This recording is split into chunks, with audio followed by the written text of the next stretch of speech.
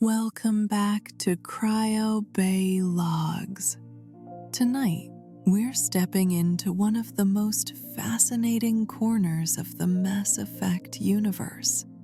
We're going to explore a species that embodies discipline, sacrifice, and an unwavering commitment to something larger than themselves.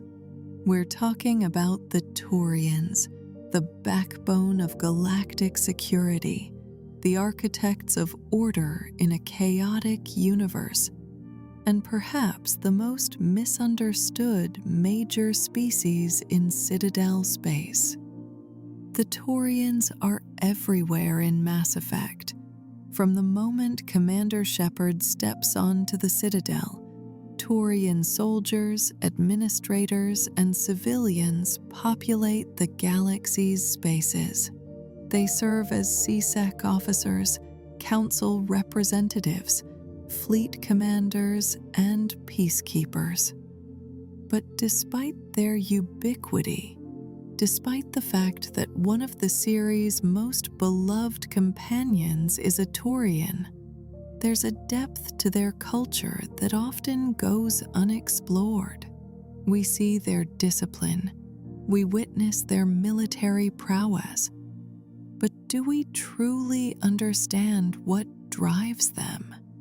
Do we grasp the philosophical foundations of a civilization built entirely around concepts of duty, service, and collective responsibility? If you enjoy these deep dives into science fiction lore, make sure you hit that subscribe button and tap the notification bell. It really helps the channel grow and lets me know you're interested in more content like this. Your support means everything and keeps these explorations coming. Tonight, we're going beyond the surface. We're going to examine the Turian hierarchy, not just as a government structure, but as a complete social philosophy. We'll trace their history from fractured colonies to unified empire.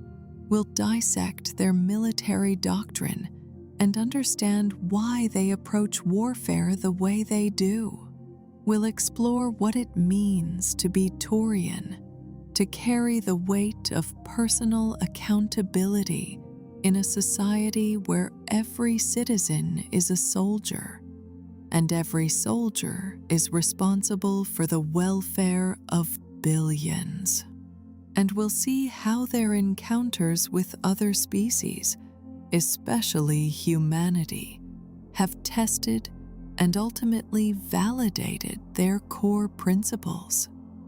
So settle in, get comfortable, and let's journey to Palaven and beyond. Let's understand the Turians. The scars of unity, origins, and the unification war. Turian civilization stretches back 15,000 years, an expanse of recorded history that dwarfs humanity's brief century in space. When humans were still bound to Earth, still dreaming of the stars through telescopes and mathematics, the Turians were already ancient spacefarers. They had discovered mass relays within their home system. They had spread across multiple star clusters. They had built an interstellar civilization that would eventually become one of the galaxy's great powers. But like all great civilizations, the Turians had to forge their unity through fire. Their homeworld is Palaven, a world that shaped them in fundamental ways. Palaven orbits a white star that bathes the planet in intense radiation. Over millions of years of evolution, environmental pressure sculpted the Turian form. They developed their distinctive metallic carapace, a biological exoskeleton containing trace amounts of thulium that protects them from radiation that would be lethal to most other species. This adaptation gave them their striking appearance: tall, angular, with plated skin that catches light like burnished metal. But more than that, it instilled in them from their earliest days as a sentient species an understanding that survival required adaptation, discipline, and resilience in the face of harsh conditions. The Turians discovered their mass relay relatively early in their development as a spacefaring species. The first Turian starship to pass through a relay was named the THV Ravuna, and that moment marked the beginning of their expansion into the wider galaxy. Colonies sprang up on distant worlds. New settlements pushed outward into unexplored space. The Turian sphere of influence grew rapidly as they exploited the relay network to establish themselves across multiple systems. But expansion came with a price. Distance breeds independence, and independence, in the absence of unifying structures, breeds conflict. The Unification War began thousands of years ago, during the period when the Asari were forming the Citadel Council with the Solarians. While those species were establishing the framework for galactic cooperation, the Turians were tearing themselves apart. The colonies furthest from Palaven, those on the edge of Turian space, had grown increasingly distant from the hierarchy. Local chieftains ruled these worlds, leaders who had spent generations away from Palaven's direct influence. Without the galvanizing presence of the central government, without the shared identity that proximity to the homeworld provided, these colonies began to fragment. Isolation breeds suspicion. Suspicion breeds fear. And fear, in the absence of communication and understanding, breeds violence. The colonists began marking themselves to differentiate one settlement from another. Facial markings, intricate patterns applied to their metallic skin, became badges of allegiance. These weren't merely decorative choices. They were declarations of identity, statements of belonging to a specific group, a specific place, a specific ideology. In a galaxy where communication between distant colonies was limited by the technology of the era, these markings became crucial identifiers. You could look at a Turian and know immediately where their loyalty lay. But what began as simple identification became tribalism. What began as pride in one's home became xenophobia toward outsiders. Colonies that had once been unified under the hierarchy's banner now saw each other as rivals, as threats, as enemies. Trade disputes became military standoffs. Ideological differences became excuses for warfare. The Turian colonies descended into open hostility, a civil war that threatened to tear their nascent civilization apart before it had a chance to mature. The remarkable thing about the hierarchy's response was its restraint. When the colonies began fighting, when Turian fired upon Turian, the central government on Palaven maintained what historical records call strict diplomacy. They refused to intervene. This wasn't weakness or indifference. It was calculated strategy.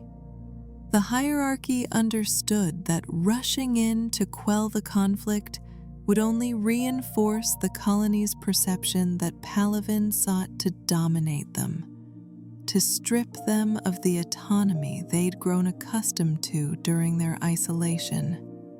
So the hierarchy waited. They watched. They let the colonies fight each other until exhaustion and mutual devastation made the cost of continued conflict unbearable. The war dragged on for years. Dozens of factions fought and bled and died for causes that grew increasingly meaningless as casualties mounted. Eventually, after years of brutal warfare, fewer than a dozen major factions remained standing. These survivors, bloodied and depleted, still clung to their independence.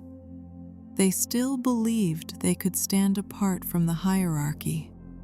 That's when Palaven finally acted.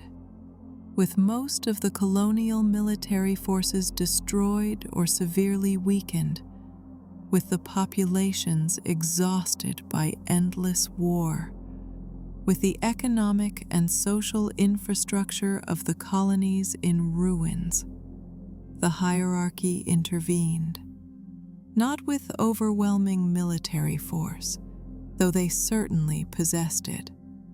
Instead, they offered something more powerful than weapons, a return to order, stability, and shared purpose. The surviving chieftains were too weak to resist. They had no choice but to renew their allegiance to the hierarchy, to accept reintegration into the unified Turian state. Peace was restored, but the scars remained. It took decades for the animosity between colonists to fade. Even after hostilities officially ended, the memories of the war lingered. Families remembered lost loved ones. Communities remembered destroyed settlements. The pain of civil war doesn't heal quickly, even when the fighting stops. But from this painful history emerged one of the most distinctive aspects of Turian culture, the tradition of facial markings. To this day, most Turians wear the markings of their home colonies. These aren't the war paint of the unification period, not exactly. They've evolved, become more standardized, lost some of their aggressive tribalism, but they remain a connection to the past, a reminder of where each Turian comes from, a badge of heritage and identity. The markings are typically white, especially on Turians with darker carapaces, though they can be other colors. Garrus Vicarian's distinctive blue markings, Nyrene Kandros's red patterns. These individual variations make each Turian visually distinct, while still connecting them to their origins. The designs themselves vary widely. Some are simple geometric patterns. Others are intricate artistic works. They may indicate specific colonies, regions, or even cities within Turian space. Importantly, the absence of these markings carries social stigma. The Turian term barefaced refers to someone who is beguiling or untrustworthy. It's also used as slang for politicians, which tells you something about Turian attitudes toward political maneuvering divorced from military service. A Turian without facial markings is someone without clear allegiance, without roots. without the accountability that comes from being tied to a specific community. In a culture that values collective responsibility above almost everything else, being unmoored from community is deeply suspicious. The Unification War taught the Turians crucial lessons that would shape their civilization for millennia to come. They learned that strength comes from unity, but unity cannot be imposed through force alone. They learned that autonomy must be balanced with collective responsibility.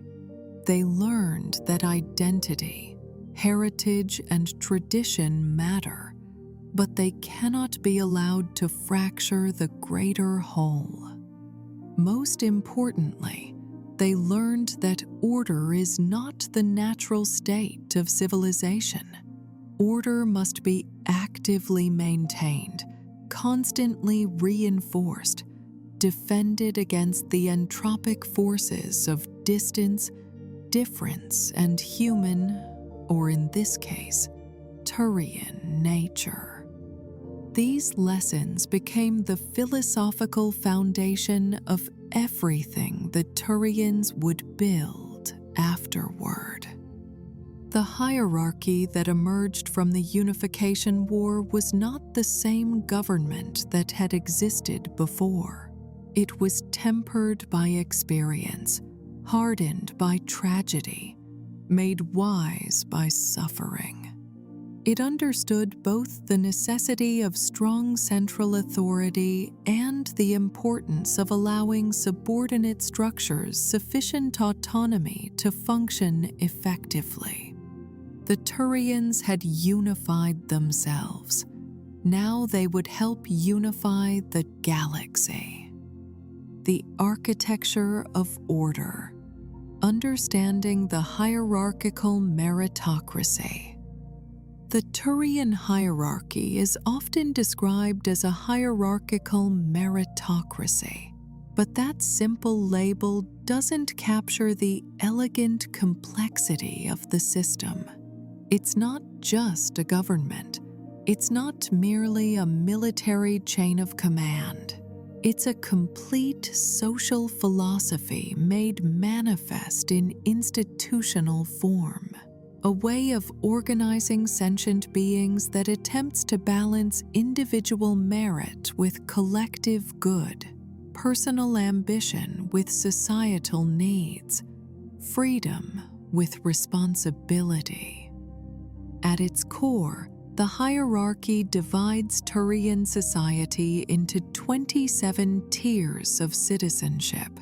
This isn't a caste system in the traditional sense. Turians aren't born into fixed social positions that they can never escape. Instead, the tiers represent stages of responsibility, service, and proven capability. Everyone begins at the same place, as civilians at Tier 1. From there, the only direction is up, earned through demonstrated competence and service to the state. The journey through the tiers begins at age 15. This is when every Turian, without exception, enters mandatory state service. This isn't just military service, though for many that's exactly what it means. The Turian military is vast, encompassing not just combat forces, but engineering corps, logistics operations, medical services, and administrative functions. A young Turian might serve as an infantry soldier, yes, but they might also work in construction, sanitation, resource management, or civil administration. The point isn't the specific role. The point is service itself, the act of contributing to society in a directed, organized way.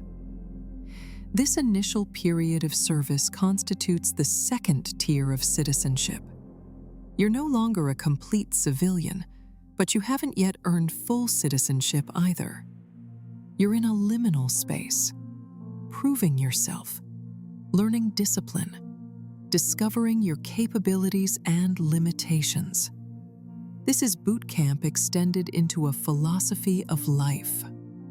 Every young Turian learns how to take orders, how to work as part of a team, how to subordinate personal desires to mission requirements. They learn that the group's success matters more than individual glory, that the mission comes before the self.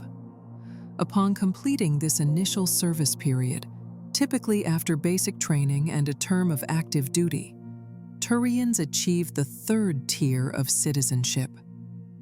This is formal citizenship, the recognition that you've fulfilled your basic obligation to society and earned the right to participate more fully in its structures. For Turians born within the hierarchy, this happens naturally as they mature. For client races absorbed into Turian space, citizenship is granted after they complete their service and muster out, a way of integrating conquered or allied populations into the broader Turian identity. From Tier 3 onward, advancement is based on the personal assessment of one's superiors and co-rankers. This is crucial. Promotion in the hierarchy isn't determined by a single authority figure's whim. It requires consensus among multiple evaluators. Your commander must believe you're ready for greater responsibility. Your peers must agree. This multi-layered evaluation process is designed to prevent nepotism and ensure that those who advance truly deserve their elevated positions. The system is remarkably pragmatic about human nature, or Turian nature in this case. The hierarchy acknowledges that sometimes people are promoted beyond their capabilities. Mistakes happen. Someone who performed excellently at a lower tier might struggle at a higher one. Rather than stigmatizing failure, the system incorporates demotion as a natural part of career progression. If you're promoted to a position you can't handle, you can be moved back down to a tier where you can function effectively. Here's the elegant part. The stigma of demotion doesn't fall on the person who was demoted. It falls on those who promoted them prematurely. The individuals who evaluated someone and decided they were ready for advancement bear the responsibility if that assessment proves incorrect.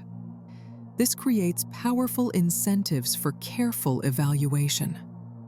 You don't promote someone to make them feel good or to reward loyalty. You promote them because you genuinely believe they're capable of handling increased responsibility, because your own reputation depends on that assessment being correct. This also means that settling into a particular tier isn't viewed as stagnation or failure. Turian culture values knowing one's limitations more than being ambitious. There's no shame in reaching a tier where you function optimally and remaining there for the rest of your career. A Tier 7 administrator who does their job competently and reliably is more valued than a Tier 7 administrator who desperately reaches for Tier 8 and fails, creating problems for everyone around them in the process. At the top of this elaborate structure sit the Primarchs. Each Primarch rules a colonization cluster, a region of space containing multiple worlds and stations. The Primarchs vote on matters of national importance, serving as a collective executive authority. But remarkably, they otherwise maintain what Turian records describe as a hands-off policy. They don't micromanage. They don't second-guess every decision made by those beneath them in the hierarchy. They trust the citizens at each tier to do their jobs competently. This trust is earned, not given. The Primarchs can intervene when necessary. They have ultimate authority. but the default mode is delegation and trust in the system. By the time you reach a position where a Primarch might need to evaluate your work, you've already been assessed and promoted by dozens of other Turians across multiple tiers. You've proven yourself repeatedly. The Primarchs assume, usually correctly, that the system works and that the people at each level are competent. The genius of this structure is how it incentivizes responsibility at every level. If you're a Tier 10 officer commanding Tier 8 soldiers, you're responsible for their performance. If they fail, you've failed, because it's your job to ensure they're properly trained, equipped, and led. If you're a Tier 15 administrator overseeing Tier 12 engineers, the success or failure of their projects reflects on you. Everyone in the hierarchy is simultaneously accountable to those above them and responsible for those beneath them. You can't pass blame down the chain or deflect responsibility upward. The buck stops with you, whatever your tier. This creates what other species often perceive as the famous Turian honor. It's not an abstract virtue. It's a practical outgrowth of a system that makes lying about your actions fundamentally stupid. If you've made a mistake, trying to conceal it or blame someone else will inevitably be discovered. The multi-layered evaluation system means too many people have access to accurate information. The Turian instinct is to own every decision, good or ill, because owning mistakes is the only path to learning from them and improving. Will a Turian who commits murder try to avoid being caught? Absolutely. They're not suicidal. But if directly questioned about their actions, most Turians will confess. Lying when confronted is considered a greater sin than the original crime, because lying undermines the entire system of accountability that holds Turian society together. If no one can trust that others are being honest about their actions, the careful web of mutual responsibility collapses. The hierarchy's economic structure reflects these same principles. While Turians value public service highly, they're notoriously poor entrepreneurs. The cultural emphasis on collective good over individual profit makes it difficult for Turians to excel at market competition and profit maximization. They're not opposed to wealth or commerce, but those pursuits hold less cultural prestige than service does. To compensate for this weakness, the Turians accepted the Volus as a client race. This relationship is mutually beneficial. The Volus, brilliant merchants and economists, handle the financial and commercial aspects of running an interstellar civilization. In exchange, the Turians provide military protection and integrate Volus populations into their security structures. Volus who serve in Turian auxiliary forces can earn Turian citizenship, gaining the protection and status that comes with being part of the hierarchy. This client race system extends beyond the Volus. The hierarchy recruits auxiliary units from multiple conquered or absorbed species. These auxiliaries, typically organized as light infantry or armored cavalry, screen and support main Turian battle formations. Upon completing their service, auxiliaries are granted full Turian citizenship, a path to social mobility that helps integrate diverse populations into the hierarchy structures. The result is a civilization that's both rigidly organized and remarkably functional. The hierarchy doesn't pretend that all Turians are equal in capability. It acknowledges hierarchy as natural and necessary. But it also insists that hierarchy must be earned and maintained through demonstrated competence. Birth, wealth, connections, none of these matter as much as proven ability and commitment to the collective good. When other species call Turians men of action, they're recognizing this cultural orientation. Turians don't debate endlessly. They don't get paralyzed by philosophical questions about the best course of action. Once leadership makes a decision, the entire society mobilizes to implement it. Changes and advances accepted at the top flow rapidly down through the tiers with minimal resistance. This makes Turian civilization remarkably adaptable, despite its rigid structure. When the hierarchy decides something needs to change, it changes quickly because everyone trusts the system that made the decision. This is the architecture of order, a civilization built on the principle that freedom and responsibility are inseparable, that rights must be earned through service, that the individual exists to serve the group, and that service to the group is the highest expression of individual excellence. The doctrine of totality, Turian military philosophy. To understand the Turians, you must understand their relationship with military service. For most species, the military is one institution among many. It exists alongside civilian government, commercial enterprises, cultural organizations, and social structures. The military serves the state, but it isn't the state itself. For Turians, this distinction barely exists. The Turian military isn't just an armed force, it's an all-encompassing public works organization. It is the state, or at least the primary mechanism through which the state functions.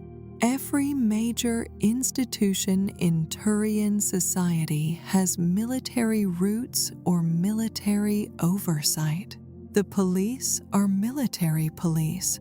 The fire brigade serve civilian and military facilities alike. The Corps of Engineers builds and maintains everything from spaceports to schools, from water purification plants to power stations. The Merchant Marine ensures all worlds receive necessary resources. This total integration of military and civilian life means that being a soldier isn't a career in the Turian sense. It's a phase of life that every citizen passes through, a foundational experience that shapes everything that comes after. From age 15 to 30, every Turian serves the state in some military or military-adjacent capacity. Even Turians who go on to purely civilian careers, who become artists or philosophers or merchants, carry with them the lessons learned during their service years. They know how to follow orders. They understand chain of command. They've experienced the subordination of self to mission. The Turian military size reflects this universal service requirement. They maintain the largest fleet in Citadel space. Their ground forces are massive, with every able-bodied citizen having received at least basic military training. This gives the hierarchy access to a pool of trained reserves that dwarfs the standing militaries of most other species.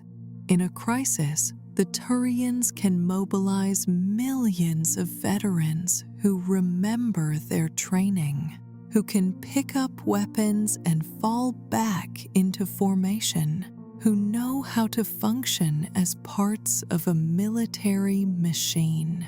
But the true distinctiveness of Turian military doctrine lies not in their numbers, but in their philosophy of warfare. When Turians go to war, they commit completely. There are no half measures, no limited engagements, no carefully calibrated responses designed to send political messages while minimizing cost. The Turians understand a concept they call total war, and it shapes every aspect of their strategic thinking.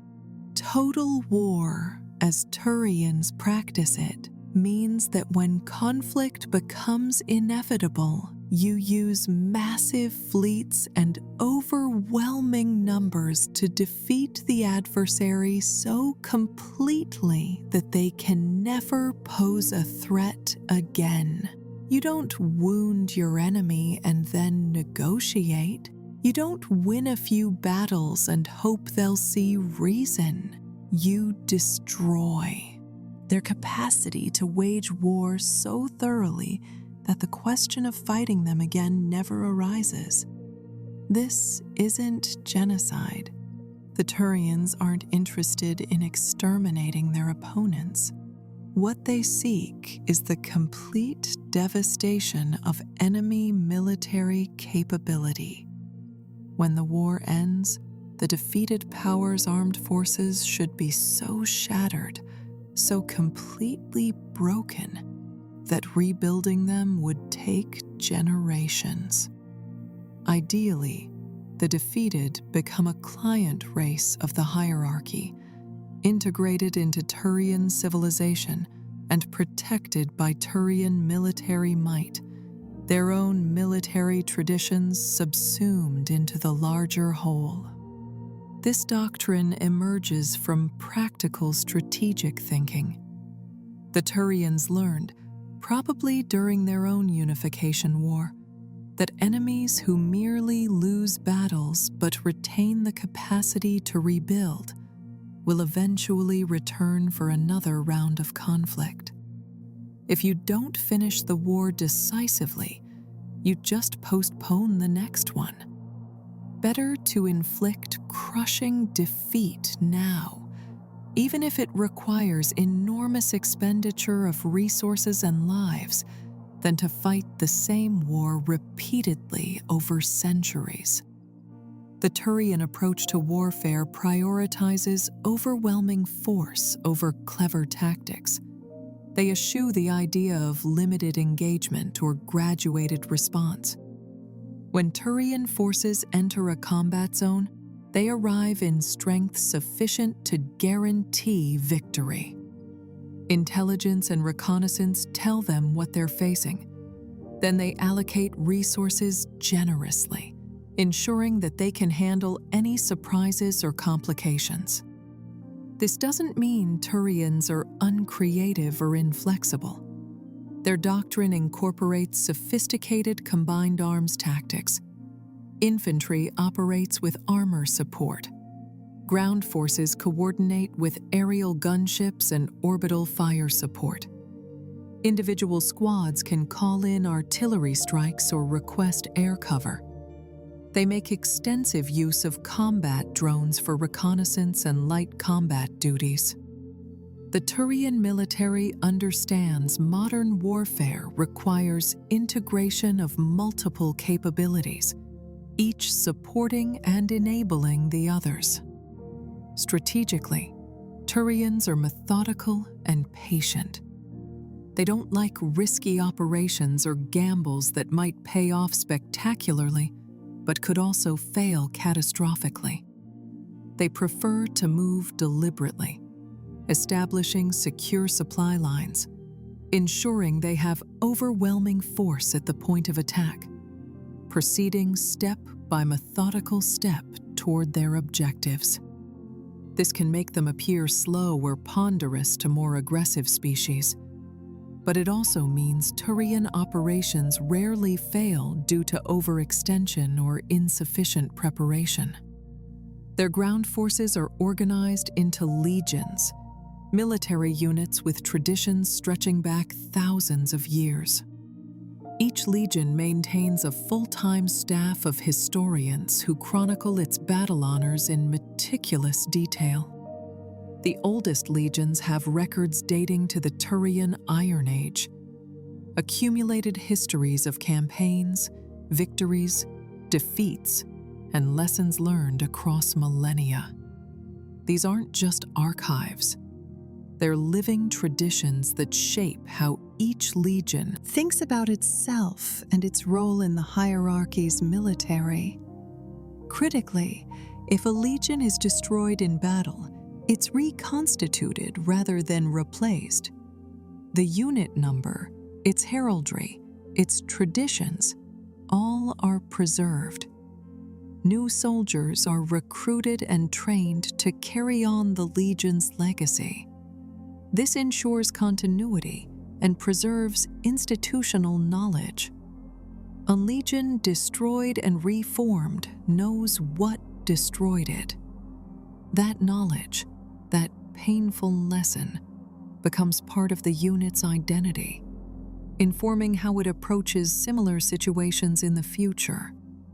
The Turians' heavy investment in reconnaissance gives them the reputation of responding in force to every attack immediately. This isn't quite accurate. A Turian fleet that hasn't detected an enemy assault won't respond to it magically. But Turian scout auxiliaries are professional and numerous, and the nature of warfare fought across mass relay networks means that surprise attacks are difficult to execute. Between careful reconnaissance and the choke point nature of relay-based travel, catching a Turian legion completely off guard is challenging. The Turians largely eschew economic warfare. They don't believe in trying to defeat enemies by destroying their capacity to make war through blockades or resource denial. From their perspective, an enemy defeated through economic pressure will simply rebuild their military once economic conditions improve. Such a victory is temporary. True victory requires breaking the enemy's military so completely that economic recovery is irrelevant, because they lack the military infrastructure to threaten anyone. This philosophy has significant implications. It means Turian wars, when they happen, are devastating.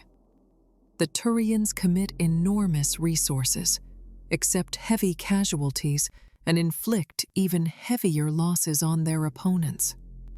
They don't fight wars of attrition or maneuver. They fight wars of annihilation, seeking to destroy enemy military capacity as rapidly and thoroughly as possible. It also means that Turian wars are relatively rare. The Turians aren't casually aggressive. They don't seek conflict for its own sake. They understand that total war is expensive, that it consumes lives and resources at terrifying rates, that it should be avoided when possible. But once they determine that conflict is inevitable, once diplomacy has failed and no other options exist, they prosecute that conflict with absolute commitment. Some Turian military theorists have noted in conversation with human officers that getting into a war lasting long enough for economic damage to become strategically relevant would itself represent a serious strategic failure. Wars should be decided militarily, quickly, with overwhelming force applied at decisive points. A war that drags on for years, becoming an economic contest, suggests the Turians either misjudged the situation, committed insufficient forces, or are facing an opponent more powerful than their intelligence suggested. The hierarchy's military.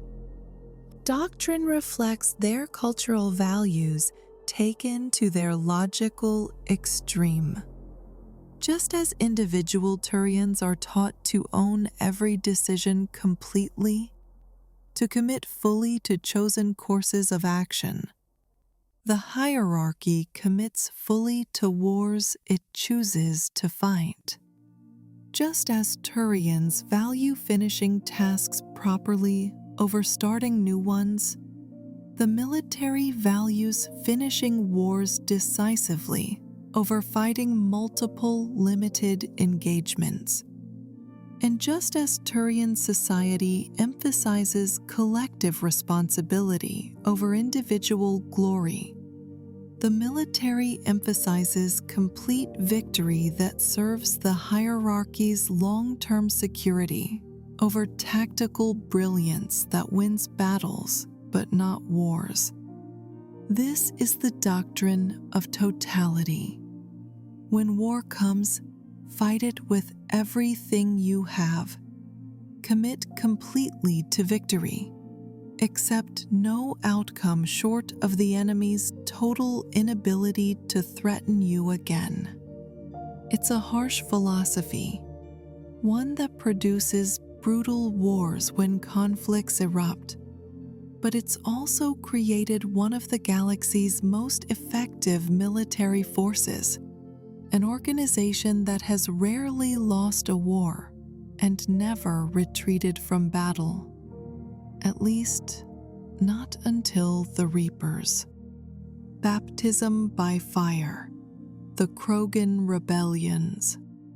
The Turians' entry onto the galactic stage came through violence, though not violence of their own making. When the Citadel Council made first contact with the Turian hierarchy, it wasn't a peaceful cultural exchange or a careful diplomatic introduction. It was a desperate plea for military assistance against an existential threat. The Krogan rebellions had pushed the Council to the brink of collapse. The Krogan, a species that had been uplifted by the Solarians and weaponized against the Rachni threat, had become a threat themselves. Their incredible reproductive rate, combined with their natural aggression and fondness for warfare, made them nearly impossible to control once the Rachni were defeated. They began demanding more colony worlds, more resources, more autonomy. When the Council refused these demands, the Krogan simply took what they wanted. The scale of Krogan aggression was staggering. They didn't fight with the carefully measured responses that Council military doctrine prescribed. They fought like the Turians would later fight, with total commitment, overwhelming numbers, and complete disregard for their own casualties. Krogan warrior bands rampaged across Council space, seizing worlds and resources. The Council's military forces, still structured around peacekeeping rather than total war, couldn't stop them. Into this desperate situation came the Turians, a species the Council had only recently discovered. The hierarchy was embroiled in consolidating its own space, integrating colonies, building the unified civilization that would become their lasting legacy.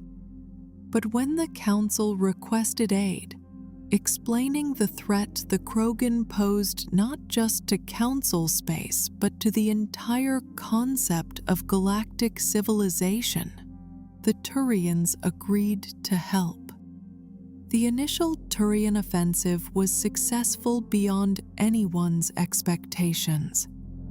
The hierarchy deployed its military with characteristic efficiency and overwhelming force. Turian legions engaged Krogan warrior bands across multiple fronts, using superior tactics, coordination, and firepower to rout the Krogan again and again. For the first time in decades, the Council forces were advancing rather than retreating. It appeared the Krogan threat might be contained. Then the Krogan counterattacked with everything they had. What the Turians had faced in the initial campaigns were raiding parties and planetary occupation forces.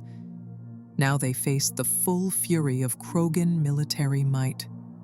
Billions of warriors mobilized for total war. The Krogan didn't care about supply lines or strategic objectives. They cared about destroying the Turians who dared to oppose them. The devastation was apocalyptic. 3 Turian worlds were rendered completely uninhabitable when Krogan forces used fusion torches to throw asteroids at them. Entire planets, billions of Turians, simply ceased to exist, burned away in artificial meteor strikes that scarred worlds beyond any possibility of recovery. The bloodiest battle in Turian history occurred at Digeris, where the planet itself became a battlefield. Orbital bombardment rained down continuously. The Turians sacrificed multiple frigate squadrons and countless fighter wings to destroy a Krogan dreadnought fleet in orbit. The Krogan didn't care about their own casualties. They bred faster than the Turians could kill them. Every world the Turians secured, the Krogan would counterattack with fresh warrior bands drawn from their rapidly expanding population. The war was becoming one of attrition. And attrition favored the species that could produce soldiers faster. The Turians were bleeding, their colonies devastated, their fleets depleted, and victory seemed impossible through conventional military means. The Solarians had been working on a different approach. Their scientists had developed a biological weapon, a genetic modification that would attack Krogan reproduction itself. The genophage, as it came to be known, would cause nearly all Krogan pregnancies to end in stillbirth. It wouldn't kill the Krogan. It would simply ensure that their population couldn't expand, that their numbers would stabilize or decline rather than growing exponentially. The Solarians were hesitant to deploy the genophage. They understood it would essentially doom the Krogan to eventual extinction through demographic collapse. The ethical implications were staggering. This wasn't warfare in any traditional sense. It was biological engineering designed to cripple an entire species' reproductive viability. Once deployed, the genophage would be nearly impossible to reverse. The Krogan would carry this burden for generations, perhaps forever. The Turians didn't hesitate. When they gained access to the genophage, they deployed it across Krogan space. From the Turian perspective, the Krogan had forfeited any right to gentleness. They had destroyed 3 Turian worlds, killed billions, and shown no inclination to stop. The genophage was a weapon like any other, and it was the weapon that could win the war. Moral qualms about its long-term effects were luxuries the Turians couldn't afford. The genophage's effects were exactly as designed. Krogan birth rates plummeted. The endless waves of fresh warriors stopped coming. The Krogan who were already adult continued fighting, and they were formidable opponents individually. But the strategic calculus had shifted. The Turians no longer faced an enemy that could sustain indefinite losses. They faced an enemy whose numbers were finite, whose replacements would never arrive. The war continued for years after the genophage deployment, but its outcome was no longer in doubt. The Turians pushed the Krogan back system by system, world by world.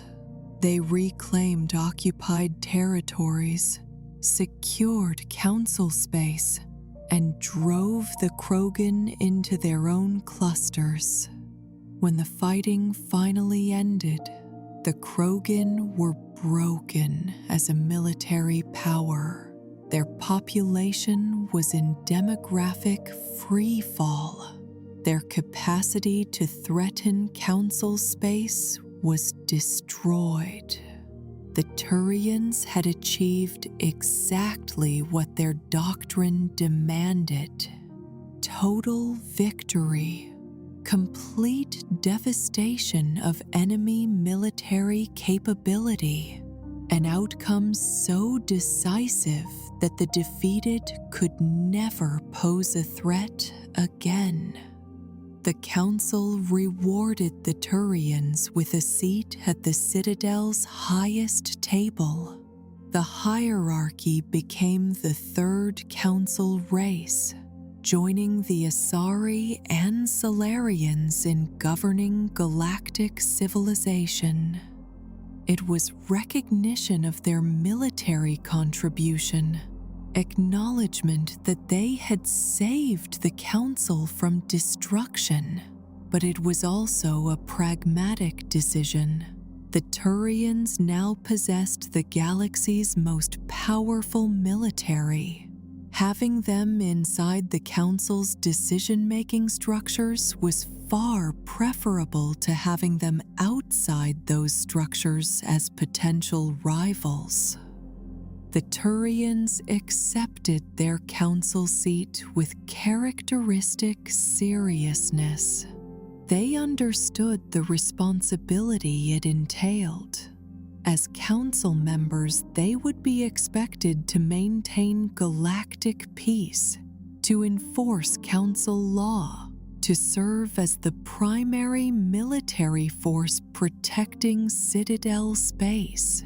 These duties aligned perfectly with Turian values: service to a greater cause, protection of civilization, enforcement of order against chaos.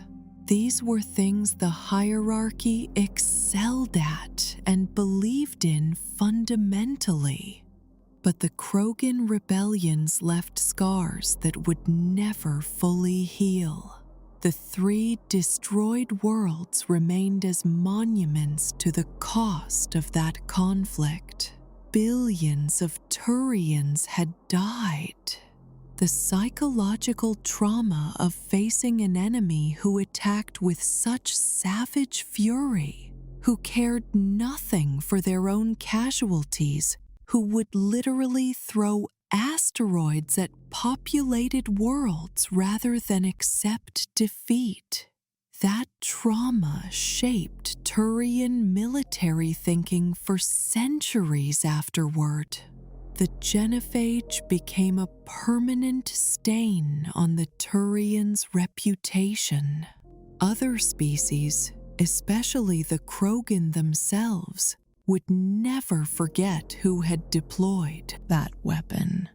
The Turians were saviors to some, genocidal monsters to others. The nuance that the Solarians had created the genophage while the Turians merely used it was lost on most observers. In the galactic consciousness, the Turians became the species willing to sterilize an entire race to win a war. The Turians themselves seemed largely unbothered by this reputation. From their perspective, They had done what was necessary. The Krogan had proven they couldn't be defeated through conventional military means. The genophage was the tool required to achieve victory. Regret was pointless. What mattered was that the war had been won, council space secured, and civilization preserved. If that made them villains in Krogan eyes, so be it. They had done their duty. This pragmatic acceptance of doing terrible things when necessary would define Turian military ethics going forward. They weren't monsters who enjoyed inflicting suffering, but they also weren't idealists who would sacrifice the mission to maintain moral purity. When circumstances required harsh action, when the alternatives were unacceptable, the Turians would do what needed doing and live with the consequences. The Krogan rebellions established the Turians as the galaxy's premier military power. Every other species now understood what Turian commitment meant, what Turian doctrine looked like in practice. When the hierarchy went to war, they brought overwhelming force, accepted horrific casualties, and achieved total victory regardless of cost. This reputation served them well. For centuries afterward, few species were willing to challenge the Turians militarily. The price of fighting them was simply too high. But that reputation would be tested against an unexpected opponent, a species that didn't know the Turians' history, didn't understand their doctrine, and stumbled into conflict through ignorance rather than aggression. A species called humanity. First Blood. The Relay 314 incident. In the year 2157, by human reckoning, roughly 30 years before Commander Shepard would change the galaxy forever, humanity discovered Mass Relay 314. This relay was dormant, inactive, showing no signs of use in millennia. Human exploratory vessels approached it with the excitement characteristic of their species. They were still new to the galaxy, still exploring, still discovering the vast network of relay-connected systems that older species took for granted.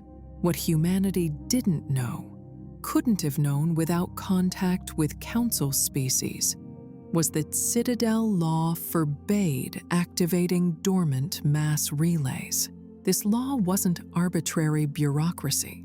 It emerged from hard experience, from the Rachni Wars, when activating a dormant relay had unleashed an implacable insectoid enemy that nearly destroyed galactic civilization. The Council had learned that dormant relays were dormant for reasons, that opening gates to unknown regions of space invited catastrophe. The Turians, as the Council's primary military force, were charged with enforcing this prohibition. They maintained patrol fleets near dormant relays, ready to intercept anyone foolish enough to violate the restriction. When human vessels began activating Relay 314, Turian scouts detected the violation immediately and reported it up the chain of command. The Turian response was swift and, from their perspective, entirely justified. A patrol fleet intercepted the human vessels. When the humans refused to stand down, refused to accept Turian authority, the patrol opened fire. The Turian commander wasn't being unusually aggressive. Council law was clear. Violators of the dormant relay prohibition were to be stopped by any means necessary. The humans were violating that law. They were warned and refused to comply. Standard protocol dictated a military response. The human vessels were destroyed. From the Turian perspective, the incident was over. They'd enforced Council law, prevented a potentially catastrophic relay activation, and eliminated the violators. They expected no further complications. The humans, however, had a very different interpretation of events. To humanity, the Turians had attacked without provocation. Human explorers engaged in peaceful discovery had been fired upon by an alien military force they'd never encountered before. There had been no warning humanity could understand. No communication explaining why the Turians objected to relay activation. From Earth's perspective, this was an unprovoked act of war, an attack that demanded response. The Systems Alliance, humanity's interstellar government, mobilized its military forces. They traced the Turian patrol back through relay networks, discovered the world of Shangzi, a Turian colony with a significant military garrison, and launched a massive counterattack. The humans hit Shangzi with everything they could deploy quickly. Orbital bombardment, ground assault, coordinated attacks on military installations and command structures. The attack caught the Turians completely off guard. They hadn't expected retaliation. From their perspective, they'd enforced council law against unknown violators. The fact that those violators might have been a previously uncontacted species with their own government and military hadn't occurred to them. The idea that those violators would track the patrol back to Turian space and launch a revenge attack was beyond what anyone anticipated. General Williams commanded the human assault on Shangzi. His forces moved with the speed and aggression characteristic of human military doctrine. They targeted command and control, disabled communications, isolated Turian units from each other. Within hours, Shangzi's orbital defenses were crippled. Within days, human forces controlled key positions on the planet's surface. But humanity had made a critical error. They'd assumed, as any species new to galactic warfare might, that Shangzi represented the Turians' main strength in the region. They'd hit what they thought was the enemy's primary base, achieved tactical surprise, and secured what looked like a decisive victory. They didn't understand that Shanxi was a minor colony, that its garrison was tiny compared to the forces the hierarchy could deploy, that they'd just kicked a hornet's nest far larger and more dangerous than they'd imagined. The Turian garrison commander on Shanxi, facing overwhelming human forces and unable to communicate with the hierarchy fleet due to damaged communications infrastructure, made a decision that would echo through Turian-human relations for decades. He surrendered. This wasn't cowardice. It was recognition of reality. His forces were cut off, outnumbered, outgunned. Continuing to fight would achieve nothing except getting his soldiers killed. By surrendering, he preserved their lives and gave the hierarchy time to respond properly. General Williams accepted the surrender with honor. He treated the captured Turians as prisoners of war, not as criminals or enemies to be executed. This restraint would matter later, would become one of the small threads of mutual respect that eventually allowed Turians and humans to move past the war. But in the moment, all that mattered was that humanity had defeated the alien aggressors, had secured Shanxi, and had achieved what looked like victory. Then Admiral Castany Drescher arrived with the real Turian fleet. The hierarchy had been caught off guard initially, but once they understood what was happening, they responded exactly as Doctrine dictated. They assembled overwhelming force, multiple fleets with full Legion support, sufficient to crush humanity's expeditionary forces completely. They arrived at Shanxi with the intention of retaking the planet, destroying human military capability in the region, and teaching these upstart newcomers a harsh lesson about attacking Turians. The battle was one-sided. Human forces at Shanxi, already stretched thin by occupation duties, stood no chance against multiple Turian fleets with fresh legions. Admiral Drescher's forces established orbital superiority within hours. They began methodical reduction of human positions on the surface, using overwhelming firepower to destroy military installations while minimizing civilian casualties. The humans fought bravely, but bravery is no substitute for numbers and firepower when the disparity is large enough. Within a month of Admiral Drescher's arrival, human resistance on Shanxi collapsed. General Williams, recognizing the futility of continued fighting, surrendered his forces.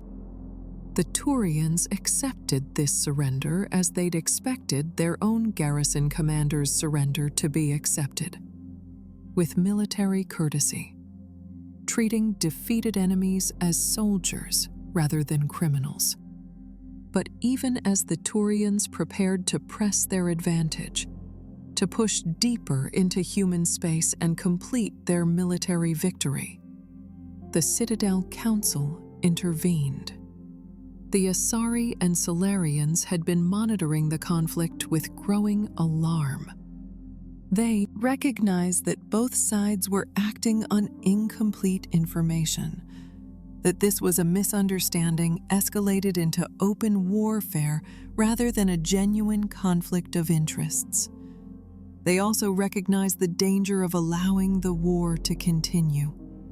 If the Turians devastated humanity's colonies, if they inflicted the kind of total defeat their doctrine demanded, the resulting hatred would poison galactic politics for centuries. Council mediators forced a ceasefire. They explained to the Turians that humanity was a previously uncontacted species, that the humans hadn't known about the dormant relay law, that the initial attack had been a response to what they perceived as unprovoked aggression.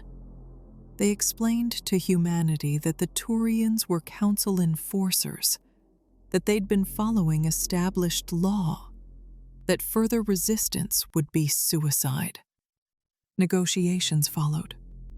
The Treaty of Shanxi established formal first contact between humanity and the greater galactic community. Humanity gained embassy space on the Citadel. They learned about the Council, about galactic law, about the complex web of species and politics that governed Citadel space. They also learned that the galaxy was far more crowded and far more dangerous than they'd imagined.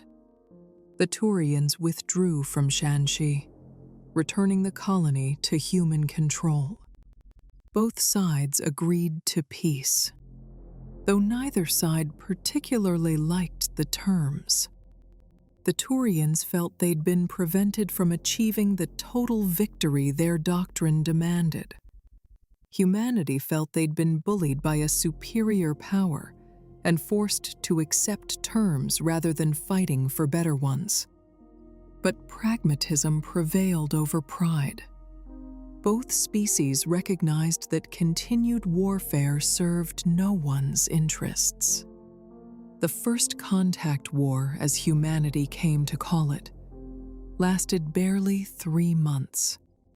By galactic standards, it was a minor skirmish, a brief misunderstanding between species who didn't know each other.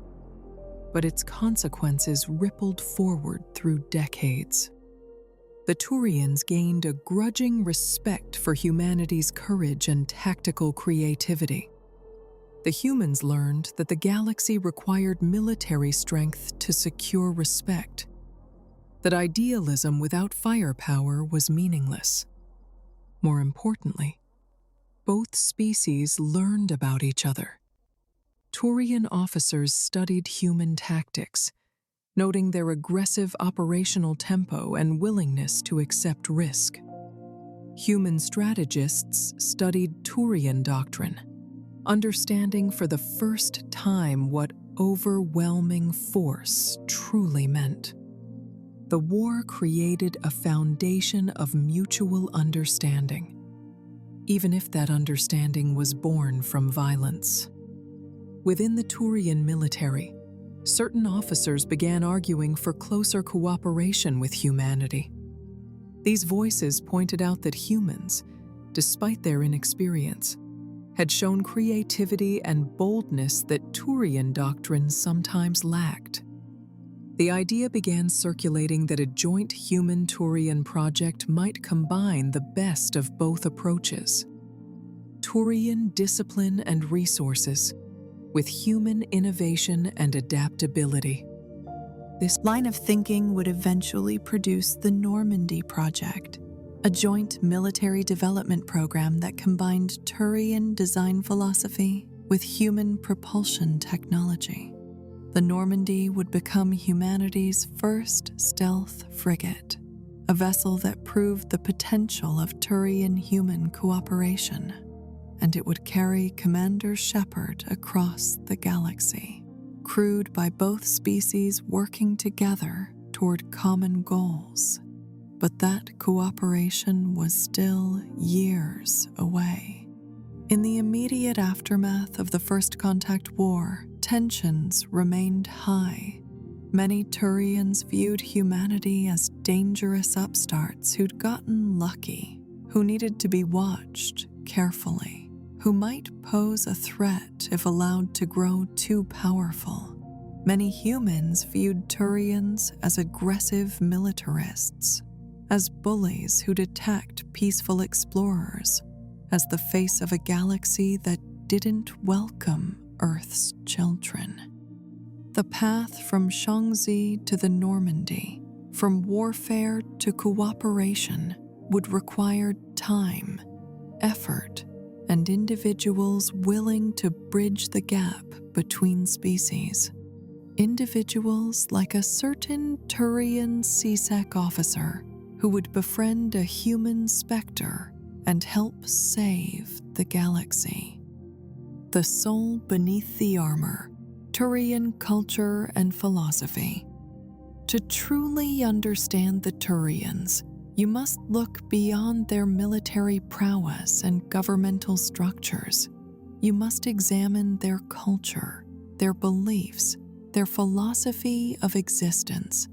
What drives a species to organize itself so completely around concepts of duty and service? What makes individual Turians willing to subordinate their desires to the collective good so consistently? The answer lies in what Turians call personal accountability, a concept so fundamental to their worldview that it permeates every aspect of their society. From their earliest childhood, Turians are taught that they are responsible for their actions and their consequences, completely and without reservation. You can't blame circumstances. You can't claim you were following orders, though you might have been. You can't deflect responsibility onto others. Every choice you make, every action you take, belongs to you utterly. This isn't about punishment or guilt. It's about agency and ownership. If you made a decision, even a bad one, even one that caused harm, acknowledging that decision is the first step toward learning from it. If you can't admit what you've done, you can't understand why you did it, can't analyze what went wrong, can't improve for next time. Personal accountability is ultimately a learning tool. a way of ensuring that individuals and the society they comprise constantly evolve and improve. This philosophy creates what other species perceive as Turian honor, though Turians themselves rarely use that term. They don't think of themselves as particularly honorable. They think of themselves as practical. Lying about your actions is pointless when the truth will inevitably emerge. Taking credit for others' work is short-sighted when the deception will be discovered and your reputation destroyed. Blaming subordinates for your failures is counterproductive when you're responsible for training and leading those subordinates in the first place. The result is a culture where honesty is default behavior, not because Turians are morally superior, but because dishonesty is practically stupid. If you've made a mistake, say so. If you've committed a crime, the Turian instinct is to admit it when confronted. You might try to avoid being caught in the first place, certainly. But once the investigation reaches you, once the evidence points in your direction, most Turians will confess rather than lie. Lying makes everything worse, destroys your credibility, undermines the trust that holds society together. This cultural trait manifests in interesting ways. Turians are notoriously poor at deception and subterfuge.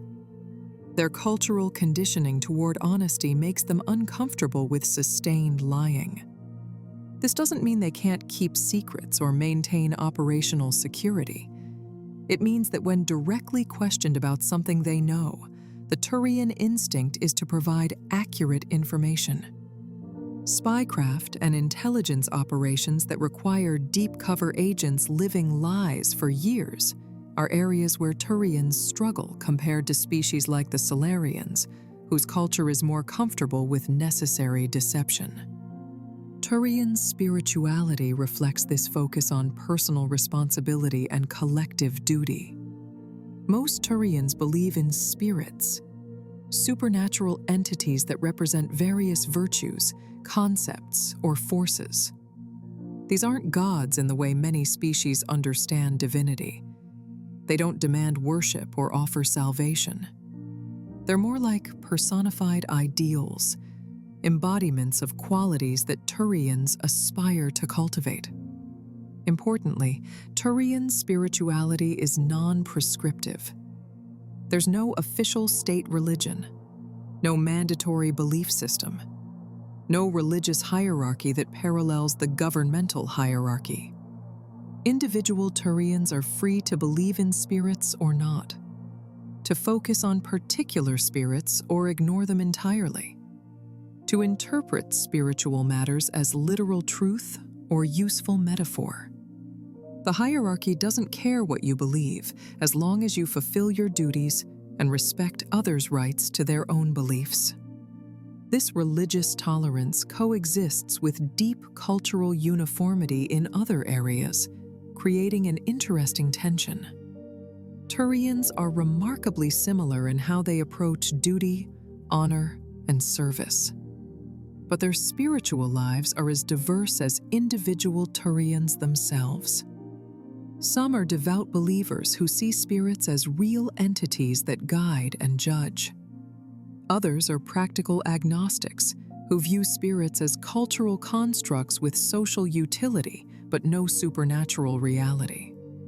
Both perspectives are equally valid within Turian society.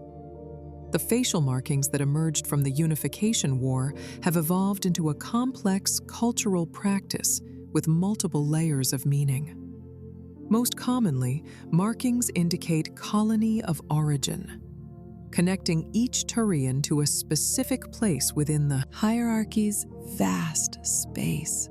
But markings can also indicate military service, achievements, family lineage, or personal choices. The specific patterns, colors, and placements communicate information to other Turians, creating a visual language that supplements verbal communication. The absence of markings carries significant social weight.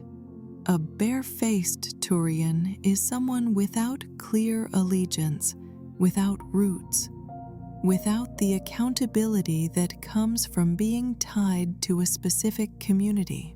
The term is mildly insulting, suggesting untrustworthiness or deliberate concealment of identity.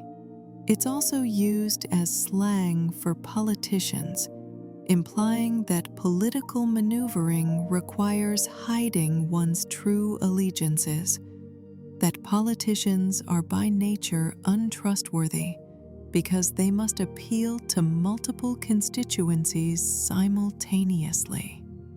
Interestingly, some Turians choose to go barefaced for personal reasons. Military operatives working deep cover might remove their markings temporarily. Turians who've experienced trauma related to their home colonies might erase their markings as a form of self-imposed exile. These are exceptions rather than rules, but they demonstrate that even fundamental cultural practices allow for individual variation. Turian family structures emphasize extended kinship networks over nuclear families. While parent-child bonds are important, Turians are raised with strong connections to aunts, uncles, cousins, and other relatives. This extended family model reinforces collective thinking and ensures that children grow up understanding themselves as parts of larger groups rather than isolated units. Turian parents are affectionate but not permissive. They teach discipline and responsibility from early age, preparing their children for the mandatory service that begins at 15. A Turian child learns to follow instructions, complete assigned tasks, and take responsibility for mistakes long before they enter formal military training. By the time they're teenagers, most Turians have internalized the values that will sustain them through service and beyond. Education in Turian society is practical and focused. Schools teach skills that will be useful during military service and afterward. Engineering, medicine, logistics, administration. These subjects receive emphasis because they're foundational to running a complex civilization. Arts and philosophy exist, but are seen as supplementary to practical knowledge. A Turian can appreciate poetry or music, but they should also know how to repair a Mass Effect drive or treat a gunshot wound. This pragmatic approach to education produces citizens who are remarkably competent at practical tasks, but sometimes lack the philosophical depth or creative innovation that species like the Asari cultivate. Turians know how to do things efficiently. They're less comfortable with abstract questions about why things should be done at all.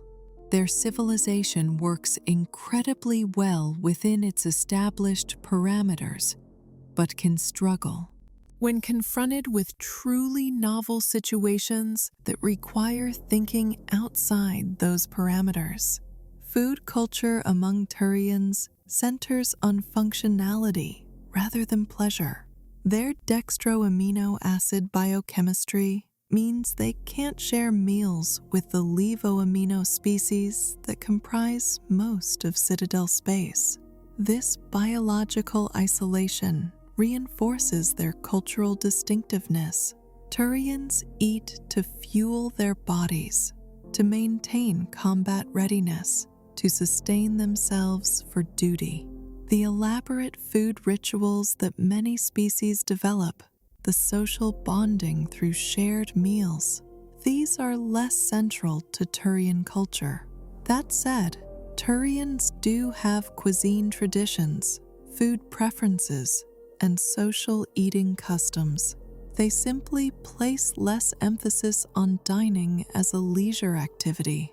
A Turian meal is typically efficient, nutritious, properly portioned, consumed without excessive ceremony.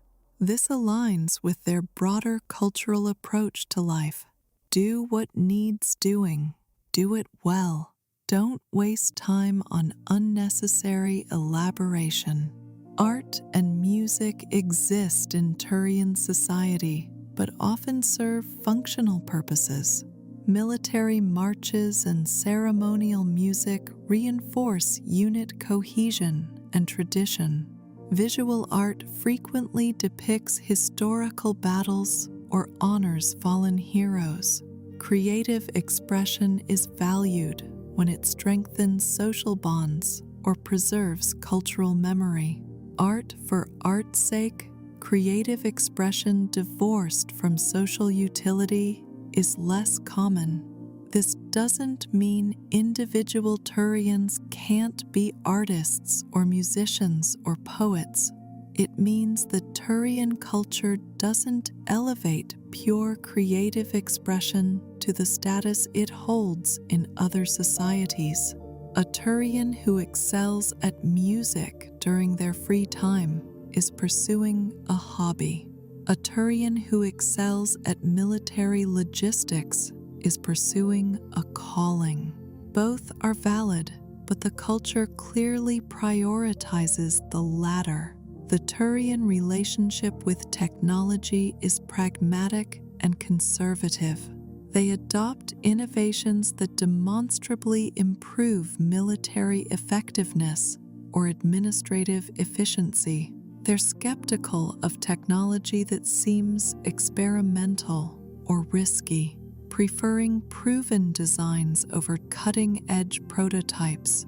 This conservatism makes their military equipment somewhat dated compared to more innovative species, but it also means that Turian gear is exceptionally reliable. A Turian rifle might not be the most advanced weapon available, but it will function in any environment, require minimal maintenance, and last for decades. All of these cultural elements, from personal accountability to facial markings to practical education to conservative technology use, combine to produce the Turian character. They're a species that values competence over brilliance, reliability over innovation, collective success over individual achievement.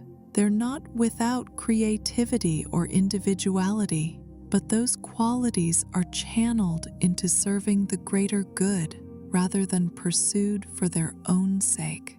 This is what it means to be Turian, to know your place in a vast hierarchy, to fulfill your duties without complaint, to take responsibility for your actions and their consequences, to serve something larger than yourself, because service is the highest expression of individual worth. It's a philosophy that seems alien to many species, especially humanity, with its emphasis on individual rights and personal freedom. But it's also a philosophy that built one of the galaxy's most stable and effective civilizations, that sustained the Turians through millennia of challenges and crises. And at its best, when embodied by exceptional individuals, that philosophy produces heroes whose dedication and sacrifice inspire entire species. The calibrations of character, Garrus Vicarian. If you want to understand what Turian values look like when embodied in a single individual, when personal excellence meets cultural duty, you need only look at Garrus Vicarian. Garrus is perhaps the most beloved character in the entire Mass Effect trilogy, and it's no accident that he's Turian. Everything that makes him compelling as a character emerges directly from the tension between his Turian upbringing and his personal convictions, between the duty his culture demands and the justice his conscience requires. Garrus was born on Palaven, the Turian homeworld, into a family with deep connections to both military and civilian law enforcement. His father, Castus Vicarian, worked for the Citadel Security Services, CSEC, as a senior investigator. Castus embodied traditional Turian values: respect for authority, adherence to rules, patience with bureaucratic processes. He believed in the system, trusted that the hierarchy and council structures would ultimately produce just outcomes if everyone did their part properly. Garrus inherited his father's commitment to justice, but not his patience with procedure. From early age, Garrus chafed at the constraints placed on law enforcement by regulations, oversight, and political considerations. He saw the galaxy as full of criminals who exploited legal protections to avoid consequences, who hid behind lawyers and jurisdictional boundaries while continuing to cause harm. To Garrus, justice delayed was justice denied, and the elaborate structures meant to ensure fairness often just ensured that bad people went unpunished. This put him fundamentally at odds with his father.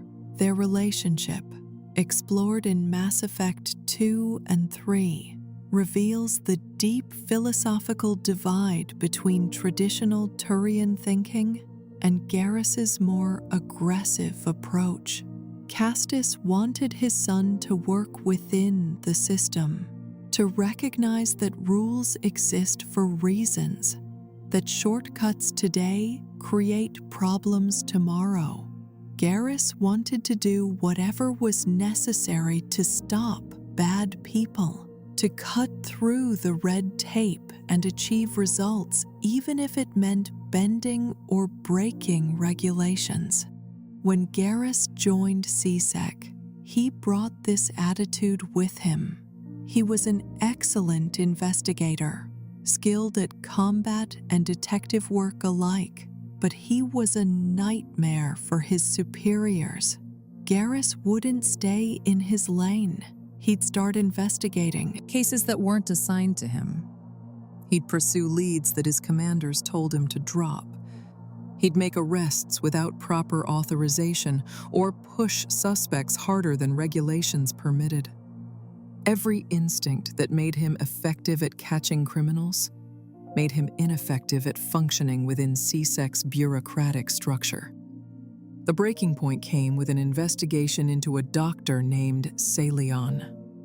This physician had been conducting illegal genetic experiments, modifying test subjects in ways that violated both medical ethics and Citadel law. Garrus gathered substantial evidence of Salion's crimes, built a case that should have led to prosecution. But Salion had connections, legal resources, political protection. The case stalled. Jurisdictional questions arose. Garrus's superiors told him to back off, to let the lawyers and diplomats sort it out. Garrus couldn't accept that.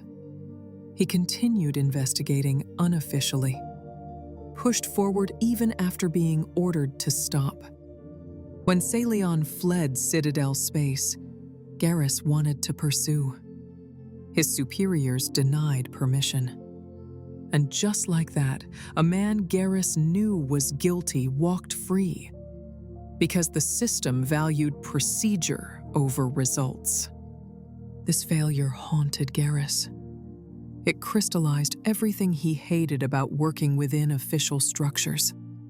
Justice had been prevented not by lack of evidence, but by excess of caution, by reverence for process over commitment to outcome. In his mind, he'd failed, not because he'd done something wrong, but because he hadn't been willing to do enough. If he'd arrested Salion without authorization, if he'd forced the issue, maybe justice would have been served. Instead, he'd played by the rules, and evil had escaped. When Commander Shepard recruited him for the mission to stop Saren and the Geth, Garrus jumped at the opportunity. Here was a chance to work outside normal channels, to pursue justice without bureaucratic constraints, to actually make a difference.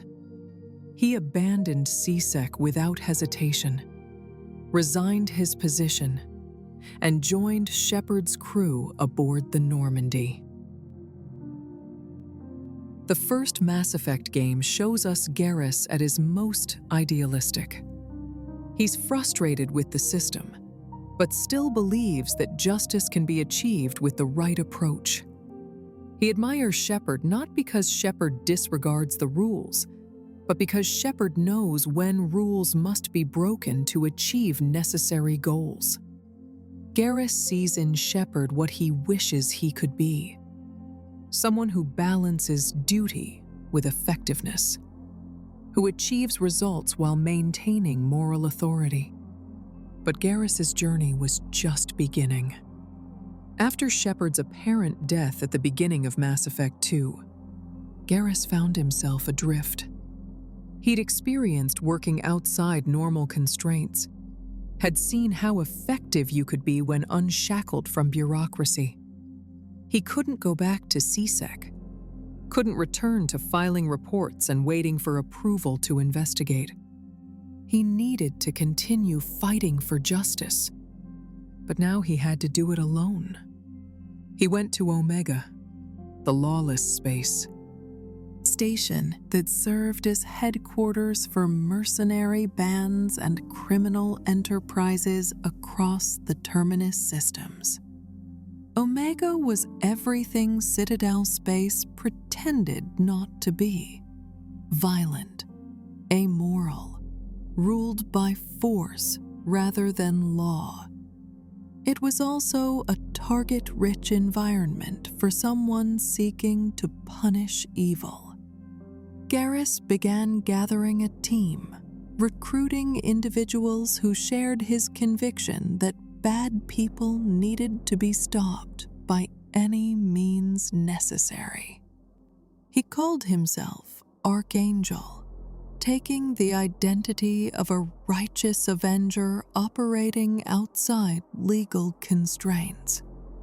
His team began hitting criminal enterprises across Omega: drug labs, slaving operations, weapons smuggling networks.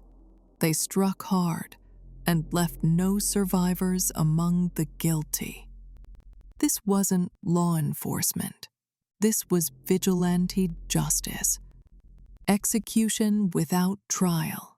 The complete abandonment of the procedural safeguards that Garrus had chafed against at CSEC. For a while, it worked. Archangel became a legend on Omega, a mysterious figure who couldn't be bought or intimidated, who hit criminal operations with military precision. Garrus was finally achieving the results he'd always sought. No bureaucracy slowed him down. No regulations prevented him from doing what needed doing. He was making a difference, removing evil from the galaxy, one dead criminal at a time. But Archangel's crusade came with costs Garrus hadn't anticipated. His team was betrayed by one of its own members. The three major mercenary bands on Omega, Blue Suns, Eclipse, and Blood Pack, united specifically to destroy Archangel and his team. They laid an elaborate trap, attacked in overwhelming force. Garrus's entire team was killed.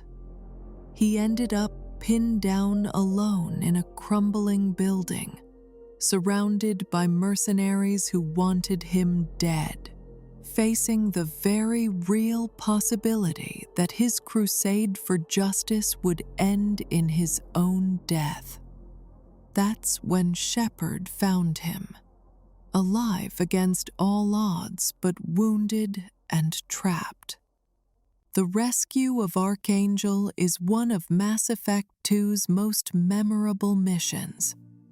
You fight alongside Garrus as he makes his last stand.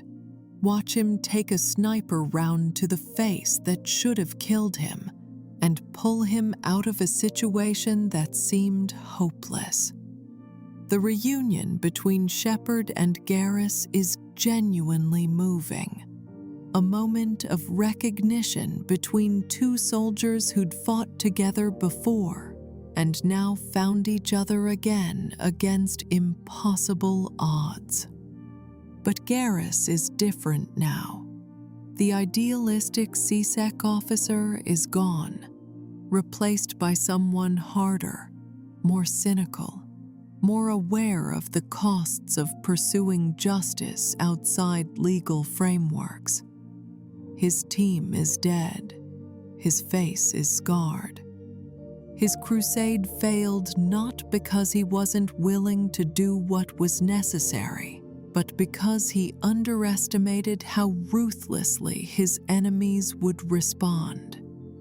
Everything he'd tried to prove, that you could achieve better results by ignoring the rules, had been tested and found wanting. Throughout Mass Effect 2, Garrus struggles with what his time as Archangel revealed about himself. He'd crossed lines he never thought he'd cross. He'd killed people without trial, without certainty of guilt beyond what his own investigation uncovered. He'd put his team in danger that got them all killed. And for what? Omega was just as corrupt after Archangel as before. Maybe he'd disrupted some criminal operations, but criminals were replaced as fast as he could kill them. His crusade had changed nothing except adding more bodies to Omega's count. If you pursue his loyalty mission in Mass Effect 2, Garrus gets a chance for closure on one of his greatest failures. You track down Salian, the doctor who'd escaped justice all those years ago. Garrus has Salian cornered, has the man who represents everything wrong with the system's failure to punish evil. And Shepard can influence what happens next. You can encourage Garrus to execute Salian, to achieve the summary justice that Archangel specialized in. Or you can convince Garrus to bring Salian in alive, to trust the system one more time. What's brilliant about this mission is that there's no clearly right answer. Salian is guilty.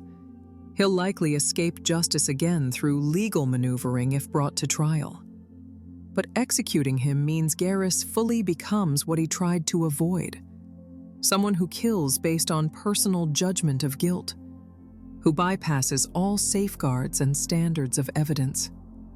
The choice reveals what kind of person Garrus wants to be. Whether his experiences as Archangel have destroyed his faith in justice entirely, or taught him that even necessary compromises have limits. By Mass Effect 3, Garrus has found a kind of balance. He returns to Turian military service, becomes an advisor to a Reaper task force applying his tactical expertise to the galaxy's existential crisis.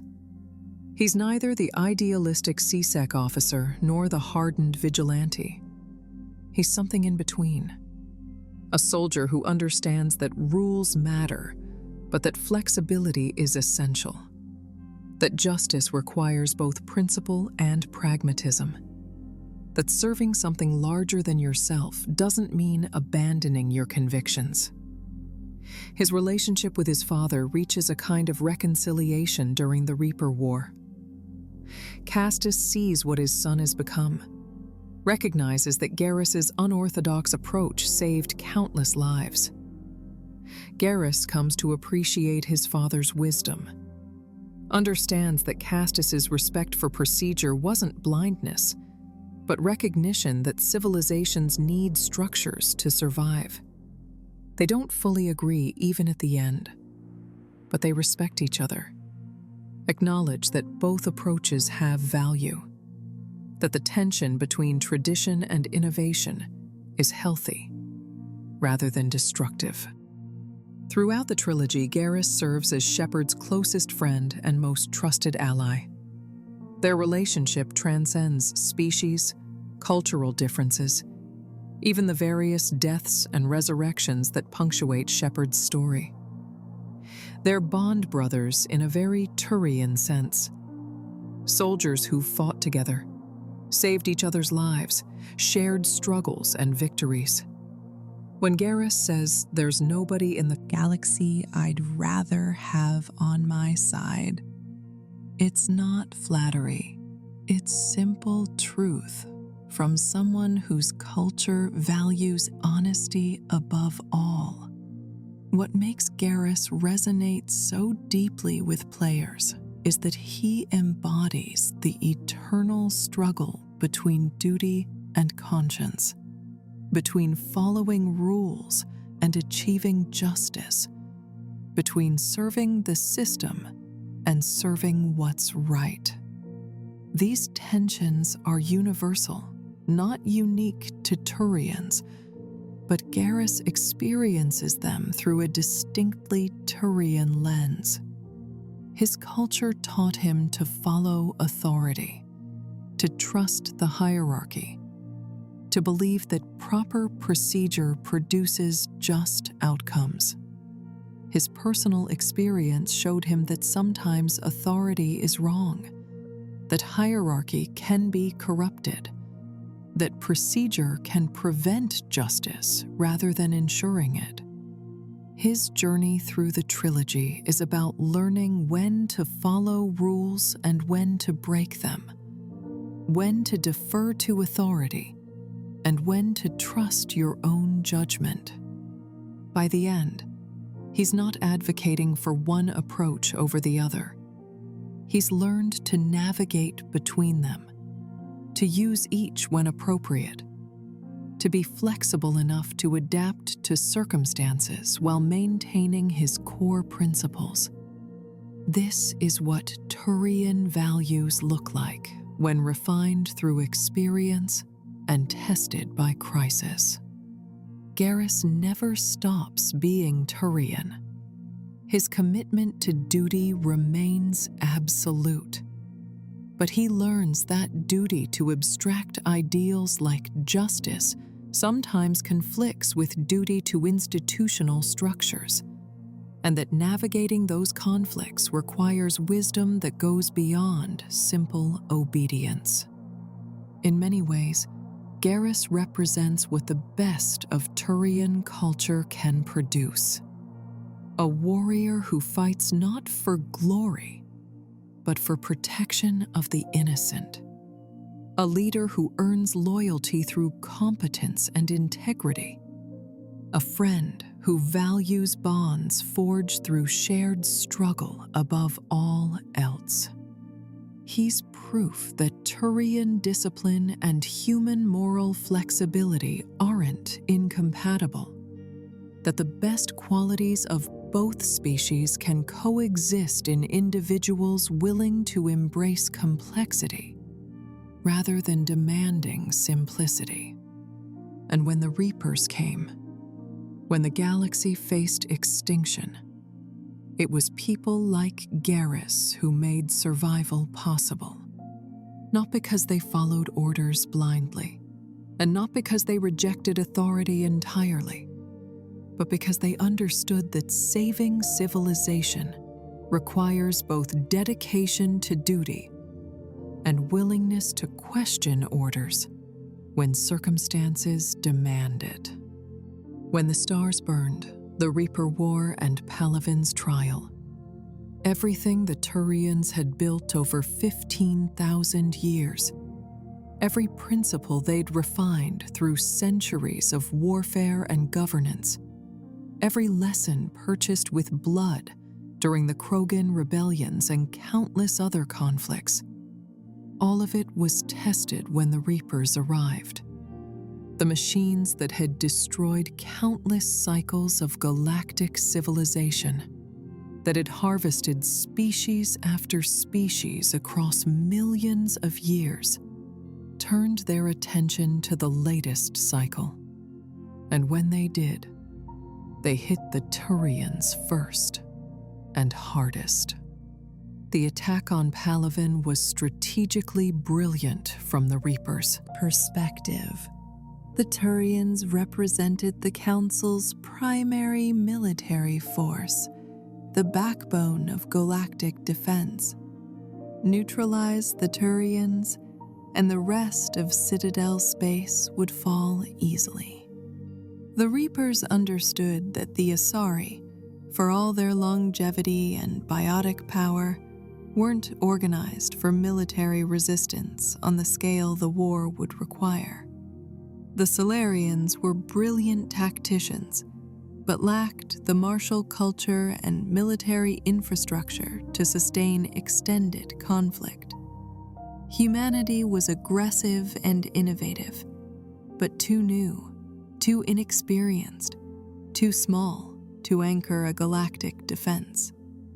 The Turians were the real threat. Their fleets were the largest.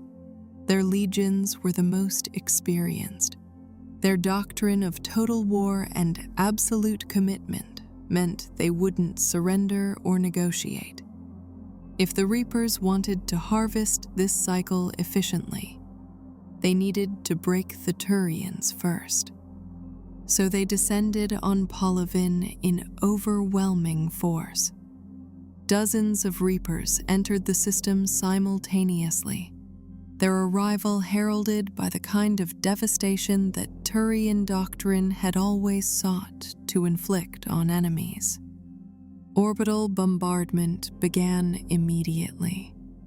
The famous Turian citadels, fortress cities built to withstand siege warfare, were targeted with weapons that made conventional ordnance look like children's toys. Reaper forces landed across the planet's surface, harvesting populations and destroying military infrastructure with methodical efficiency. The scale of destruction was beyond anything the Turians had experienced. During the Krogan rebellions, they'd lost 3 worlds to asteroid bombardment. Palavin itself had never been seriously threatened. Now their home world burned.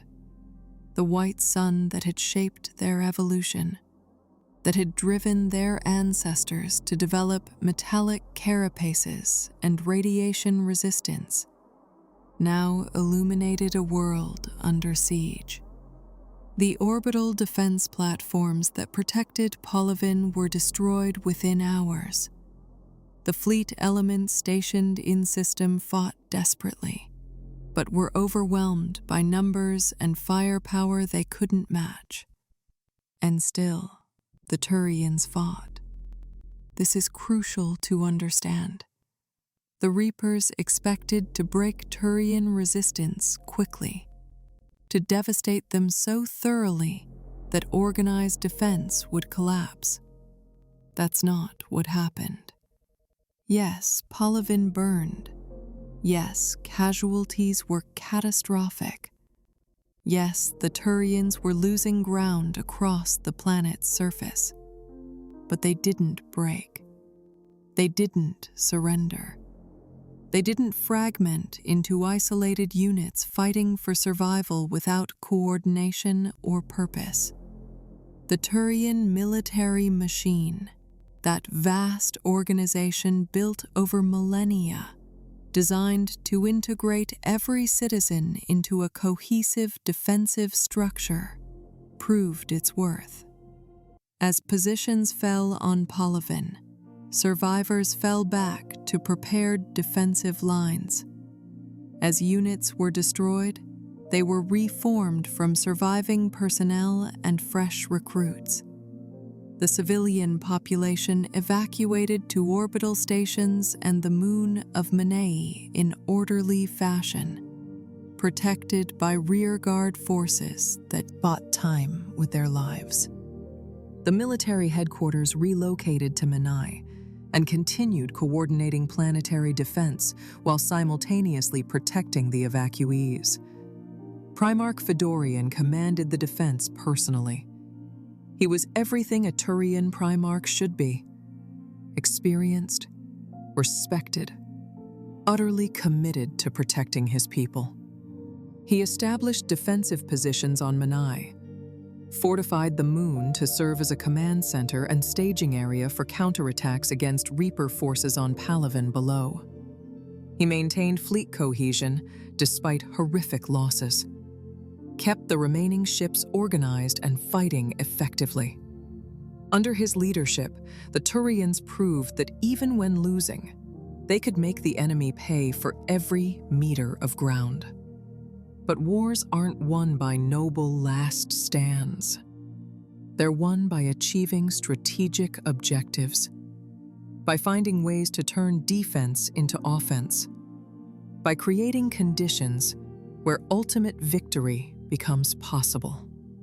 And the Turians, for all their courage and discipline, were losing. They were bleeding themselves white defending Palaven, sacrificing legion after legion to slow the Reaper's advance.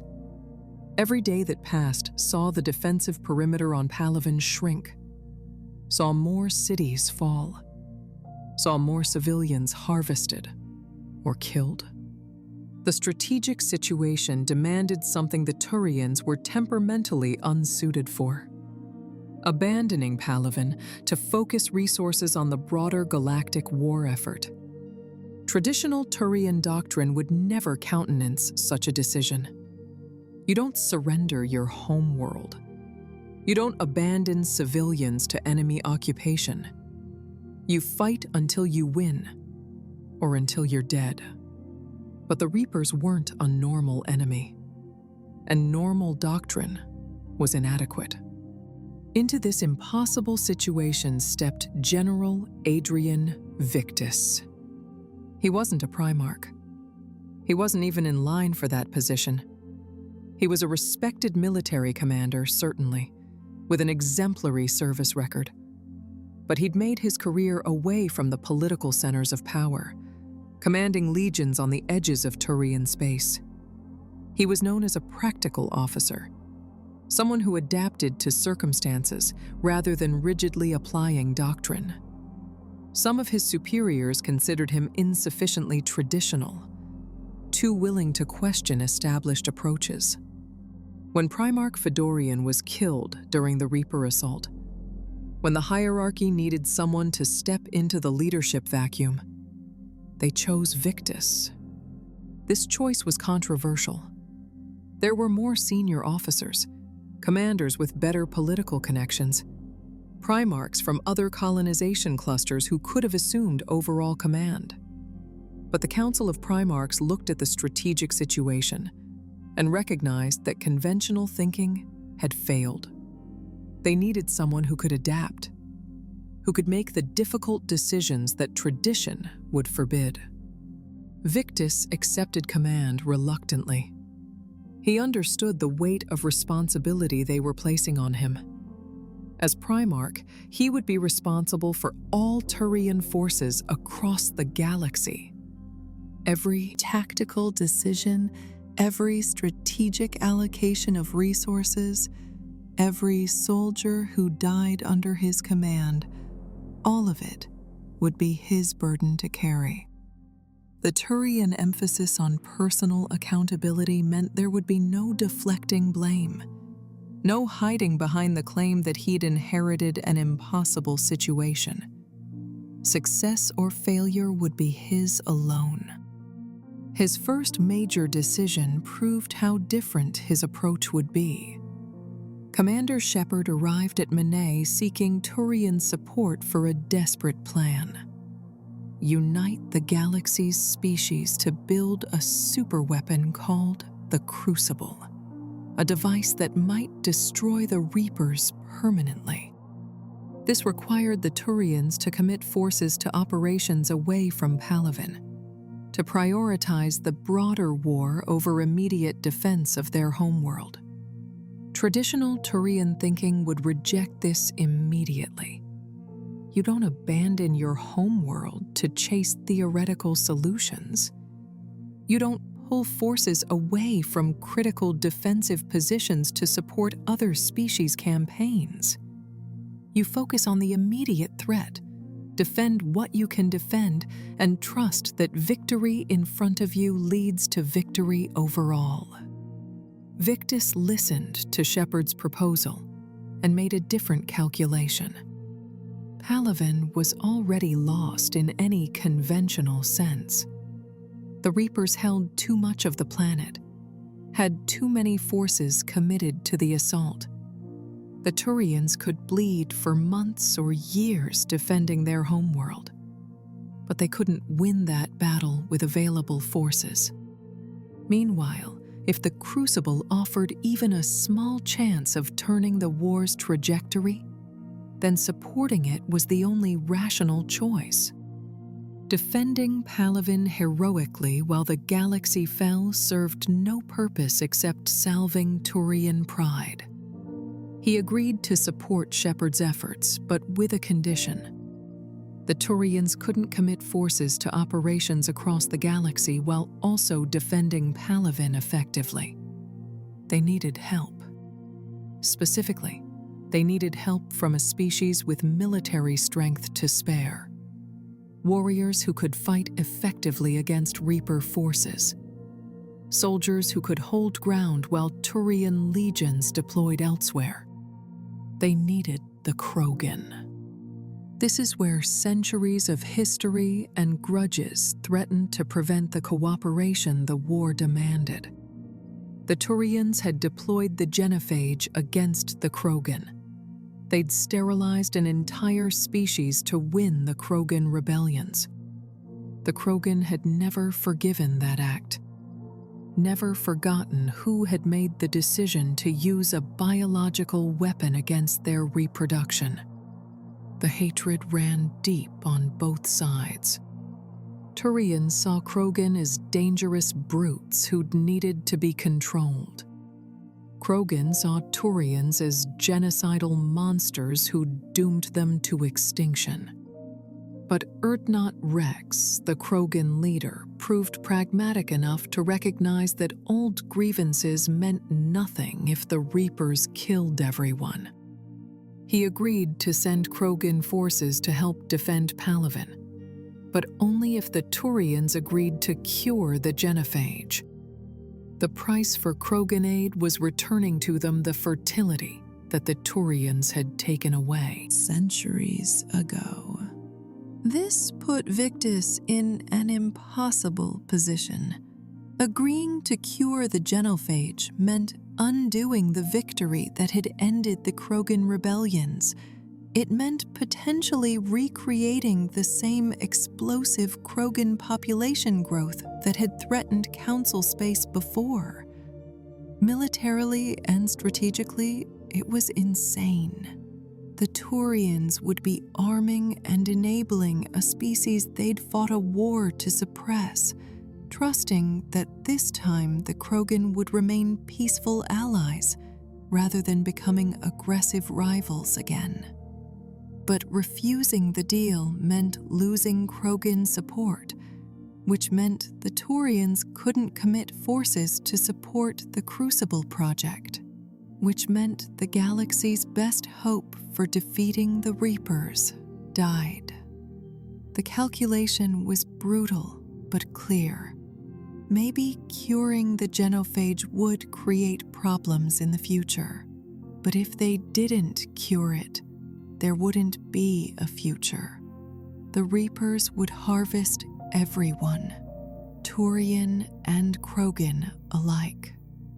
Victus agreed to support curing the genophage.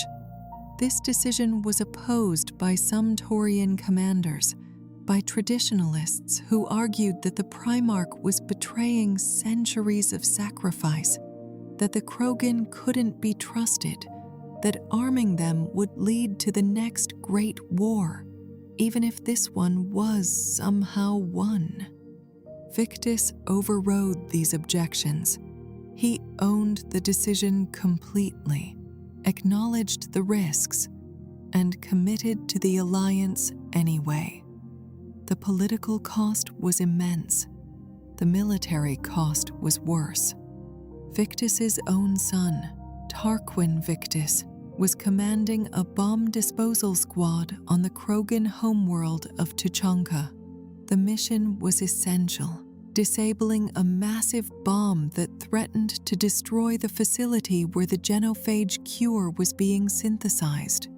Tarquin led his squad with characteristic Turian discipline and courage. They reached the bomb, began disarming it, worked through complications and problems with the calm professionalism that Turian training instilled. Then the situation deteriorated. The bomb's failsafes were more complex than anticipated. Time was running out. Conventional disarmament procedures wouldn't work fast enough. Tarquin made the decision his father would have made in the same situation. He stayed with the bomb while evacuating his squad, manually holding a critical component in place that would otherwise trigger detonation. He knew this meant his death. The component couldn't be secured in time for him to escape, but his squad would survive. The mission would succeed, and the genophage cure would be completed. Tarquin Victus died, preventing the bomb from destroying the cure facility. His last words, broadcast to his squad and recorded for history, were simple: the mission comes first. He embodied every virtue Turian culture elevated: personal sacrifice for collective good, absolute commitment to the mission, the willingness to die for duty without complaint or hesitation. He was 26 years old. Adrian Victus learned of his son's death while coordinating operations across multiple fronts. He had minutes to process this information before returning to strategic planning, before making decisions that would risk thousands more lives, before continuing to lead the Turian military through the galaxy's darkest hour. The personal accountability that Turian culture demanded meant he couldn't pause to grieve. His duty required him to continue functioning, to make correct decisions regardless of personal pain, to serve the hierarchy even as it cost him everything. This moment, more than perhaps any other in the Reaper War, exemplifies what Turian duty truly means. Victus didn't rage against the sacrifice demanded of his son. He didn't question whether the mission was worth the cost. He honored Tarquin's choice by continuing the work that choice had enabled. The genophage was cured. The Krogan reinforced Turian positions on Polovin.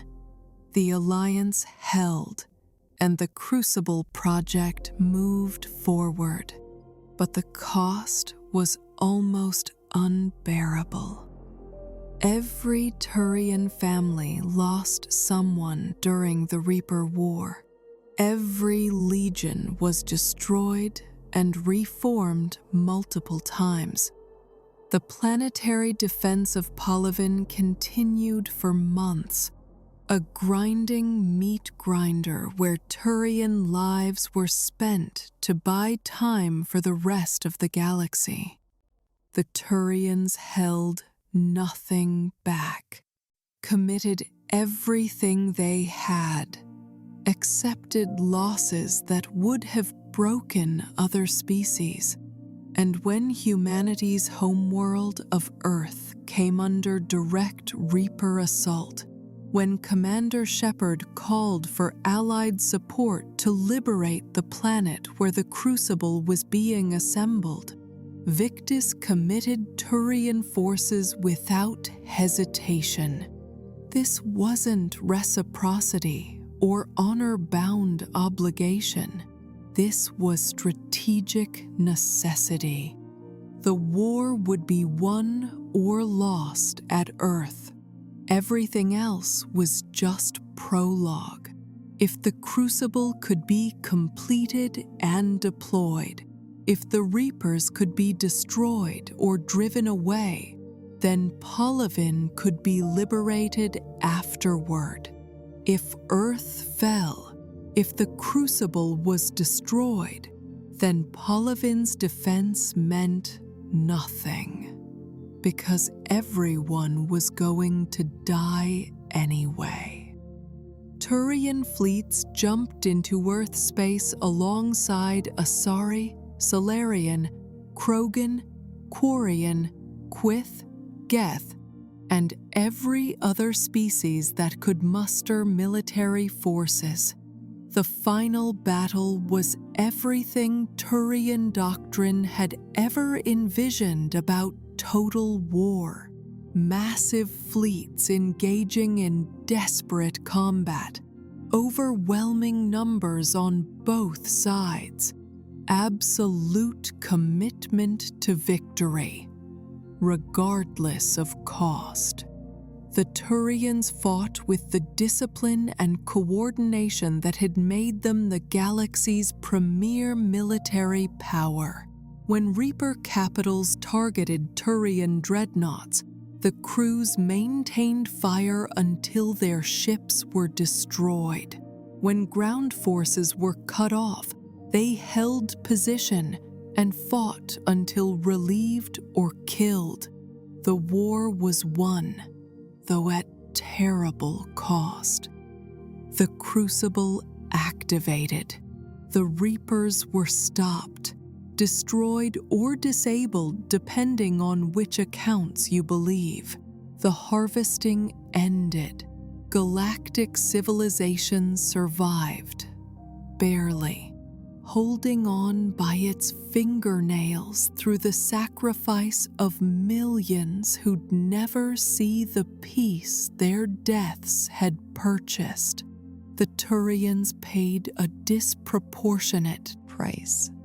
Their homeworld was devastated. Their fleet was shattered. Their legions were reduced to fractions of their pre-war strength. But they had held the line. They had given other species time to mobilize, to build the Crucible, to mount a defense. They had proven that their doctrine of total commitment, of accepting any cost to achieve victory, wasn't just martial rhetoric but lived reality. And critically, they had learned that cooperation between species, even former enemies, could achieve what isolated excellence could not. The Turians alone couldn't have defeated the Reapers, but Turian fleets combined with Krogan ground forces, Asari biotics, Solarian intelligence, and human adaptability created something greater than the sum of its parts. The hierarchy's rigid structure had bent without breaking, accommodating allies and approaches that traditional doctrine wouldn't have permitted. Adrian Victus emerged from the war as perhaps the hierarchy's most consequential leader since the unification. He'd made impossible decisions and owned their consequences. He'd sacrificed his own son and continued leading. He'd abandoned conventional doctrine when circumstances demanded and been proven right. And in doing so, he'd shown that Turian values, personal accountability, total commitment, service to the collective good, these principles were flexible enough to accommodate the complexity of galactic-scale warfare against an enemy that broke all assumptions. The Reaper War tested the Turians in every possible way. It tested their courage under impossible circumstances. It tested their ability to adapt to situations their doctrine hadn't contemplated. It tested their willingness to cooperate with species they'd fought before. And the Turians passed these tests, not because they were perfect, but because their cultural foundations were sound enough to support the weight placed upon them. Palaven was rebuilt, the legions reformed, the fleet was slowly restored. But the Turians who emerged from the war were changed, in subtle but significant ways. They'd learned that even they, the galaxy's most disciplined military power, couldn't stand alone. They'd discovered that former enemies could become essential allies. They'd proven that adaptation and tradition weren't incompatible, that honoring your values didn't require rejecting change. The scars would never fully heal. Too many had died. Too much had been destroyed. But the Turians had held the line when it mattered most, had bought time with their own blood for the galaxy to organize its defense, had demonstrated what total commitment truly meant. In doing so, they'd secured their place, not just as the Council's military arm, but as exemplars of the sacrifice required to protect civilization against existential threats. And when historians of future cycles, if there were future cycles, studied how this galactic civilization had survived what so many before had not, they would point to the Turians. Not because the Turians were perfect warriors or brilliant strategists, but because they understood something fundamental, that duty without limit, service without reservation, and sacrifice without complaint were not antiquated virtues, but timeless necessities. The galaxy survived because enough people were willing to die for it, and disproportionately, those people were Turian. Synthesis and reflection. What the Turians teach us. We've journeyed through 15,000 years of Turian history. We've examined their government, dissected their military doctrine, explored their culture, and followed them through their greatest trials. We've seen them at their best and witnessed their failures. We've watched them evolve from fractured colonies to galactic power, from isolationist military force to essential council member. Now, as we near the end of this exploration, it's worth asking, what do the Turians teach us? What lessons does this fictional species offer about real questions of duty, sacrifice, and collective good? The first and most obvious lesson is about the relationship between individual and collective. Most human societies, particularly in the modern West, emphasize individual rights and freedoms as primary values. We're taught that personal liberty is the highest good, that the individual precedes the community, that government exists to serve citizens rather than citizens existing to serve the state. These values have produced enormous good: human rights, political freedom, artistic and scientific innovation driven by individual genius. The Turians offer a contrasting vision. In their society, the collective unquestionably takes precedence. The individual exists to serve the community, the hierarchy, the species as a whole. Personal desires and ambitions are legitimate only insofar as they align with, or at least don't conflict with, collective needs. This isn't tyranny in the traditional sense. Turians genuinely believe in this priority ordering. They don't serve the collective because they're forced to, but because they consider service the highest expression of individual worth. Neither approach is absolutely right or wrong. Individual-focused societies produce innovation and freedom, but can struggle with collective action problems. When everyone prioritizes their own interests, who builds the infrastructure? Who defends the society? Who makes the sacrifices required to maintain civilization?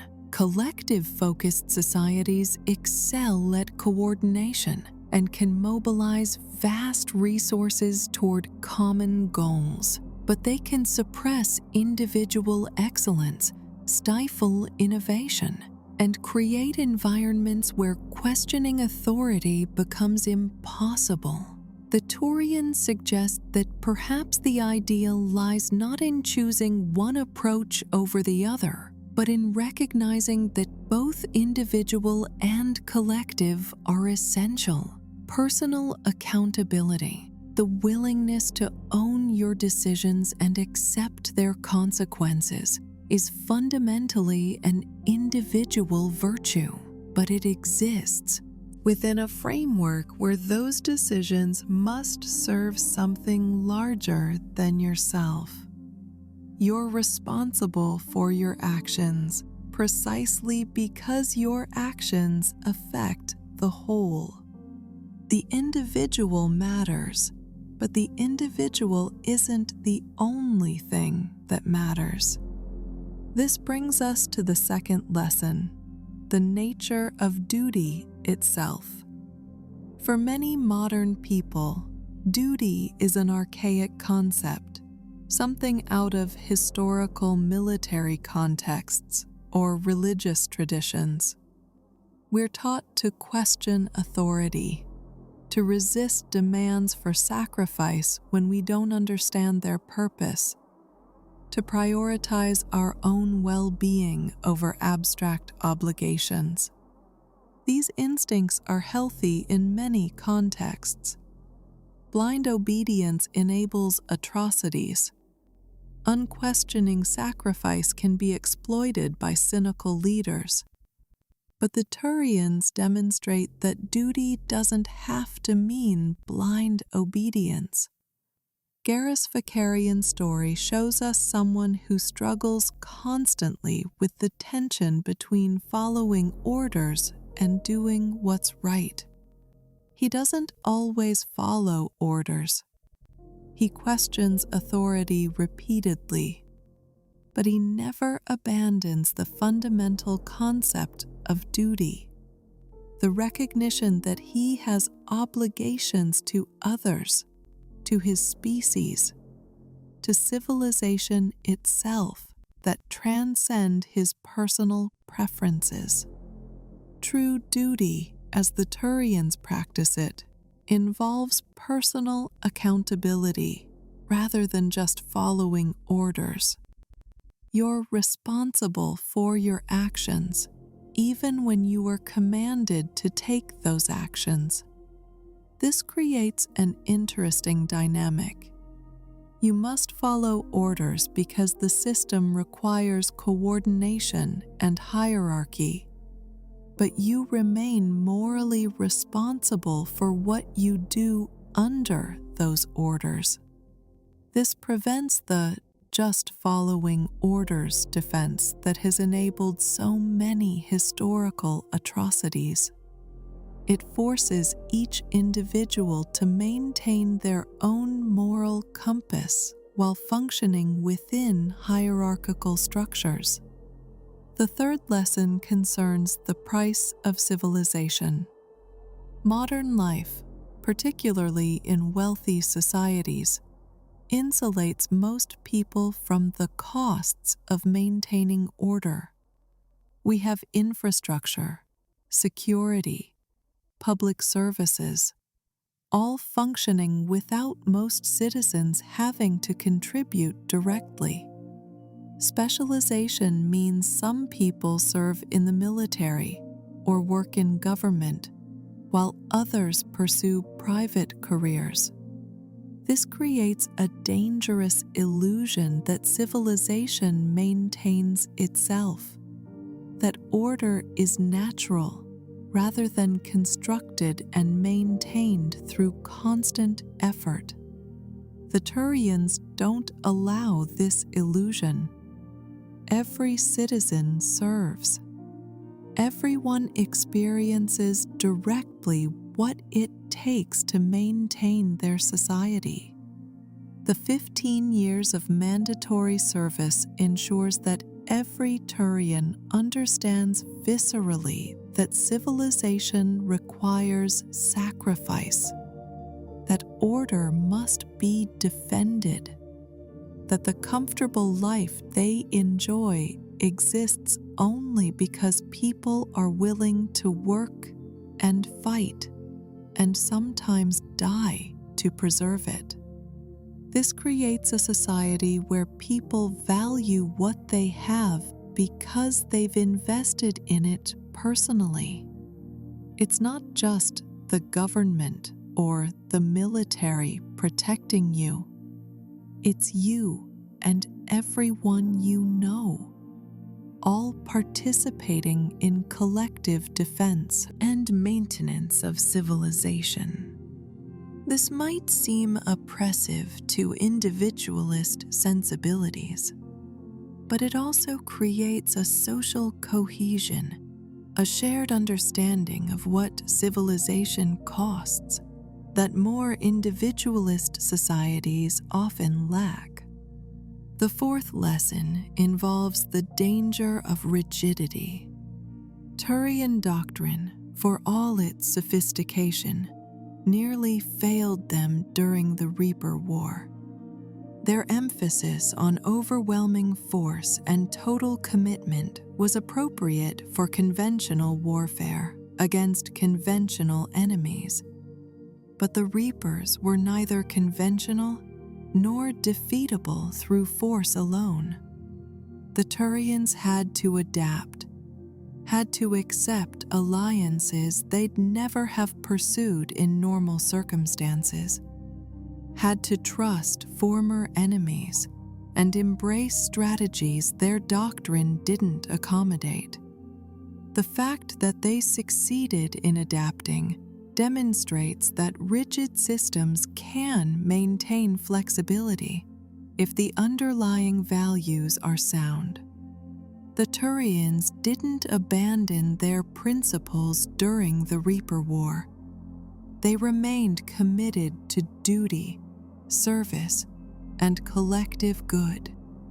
But they learned that those principles could be served in ways their traditional doctrine hadn't anticipated. Personal accountability meant owning new decisions, not just repeating old ones. Service to the collective meant doing what the collective needed, even when it contradicted established practice. This suggests that strong cultural values and flexible tactical approaches aren't incompatible. You can maintain core principles while adapting to changing circumstances. The key is distinguishing between fundamental values and specific practices.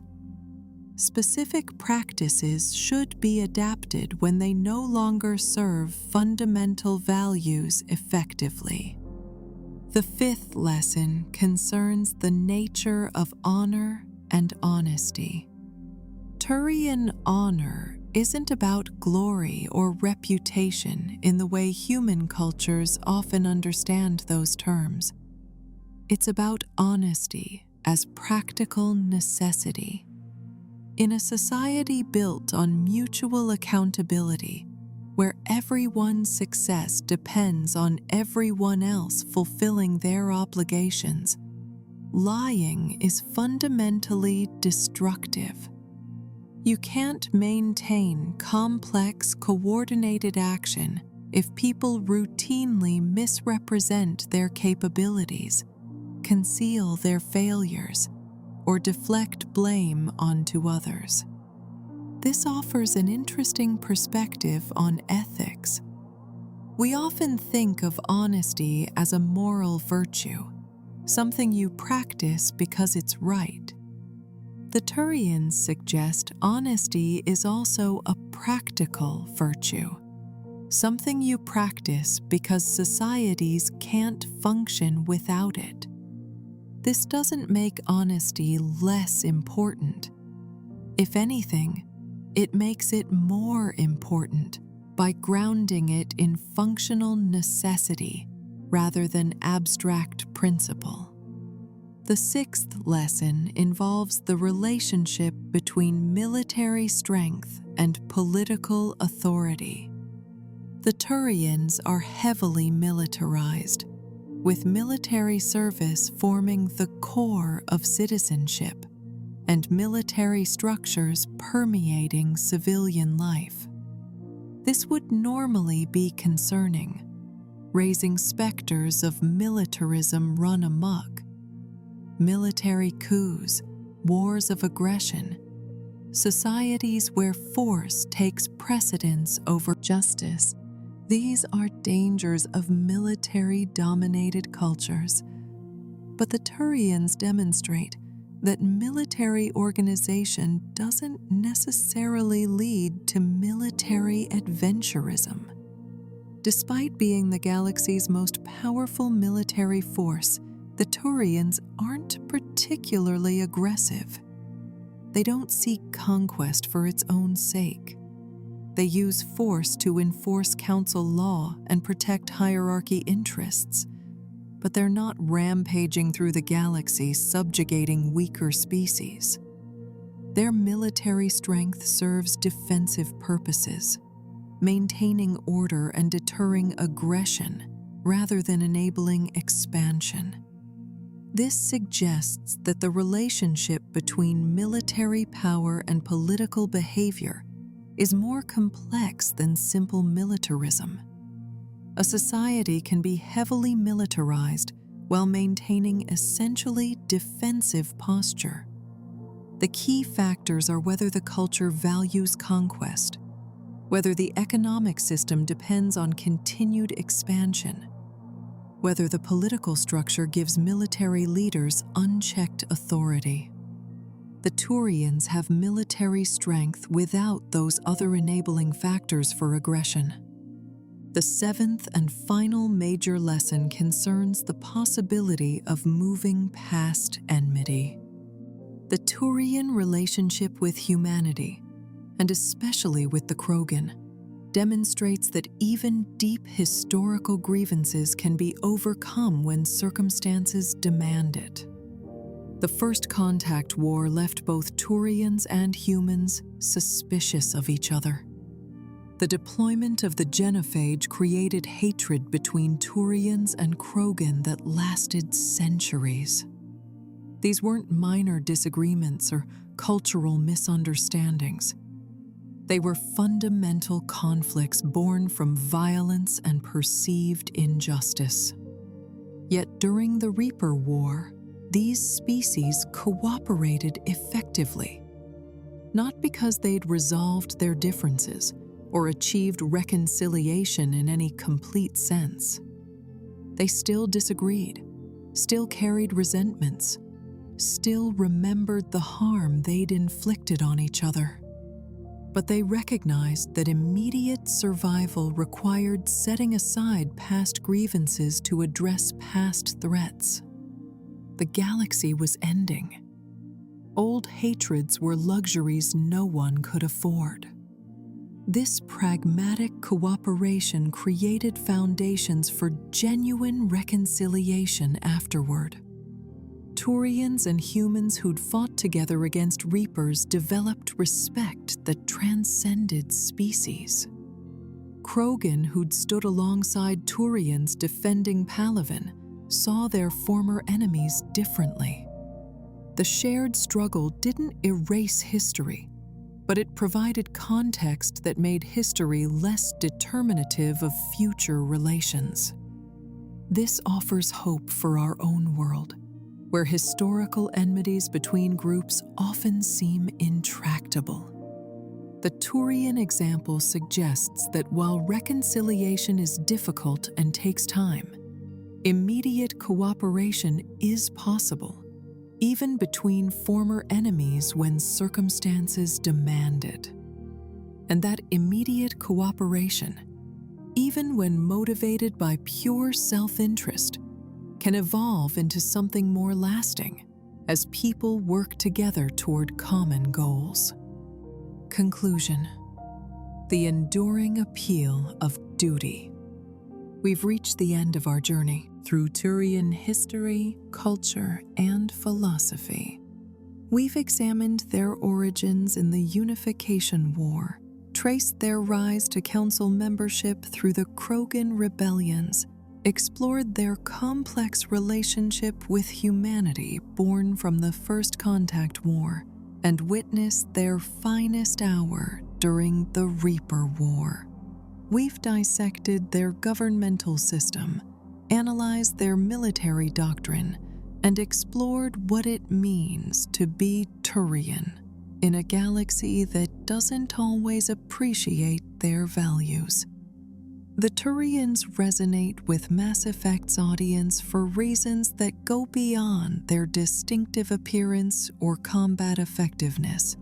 They represent something that modern audiences often feel is missing: a clear sense of purpose, of belonging to something larger than themselves, of duty that gives meaning to existence.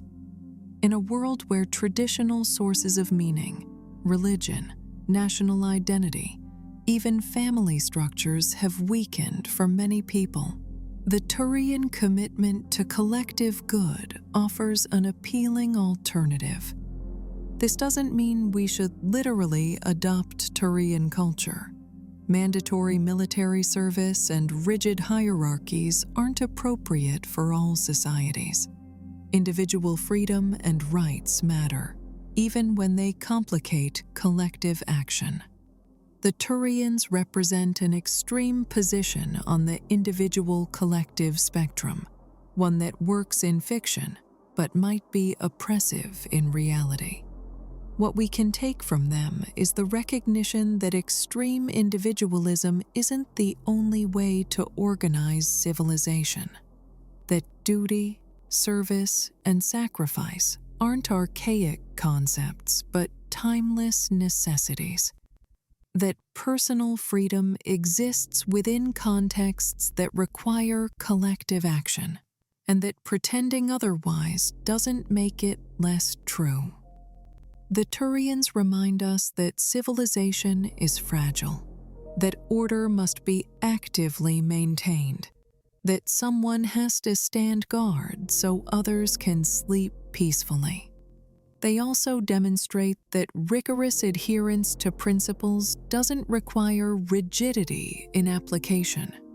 The Turians maintained their core values while adapting to circumstances that traditional doctrine hadn't anticipated.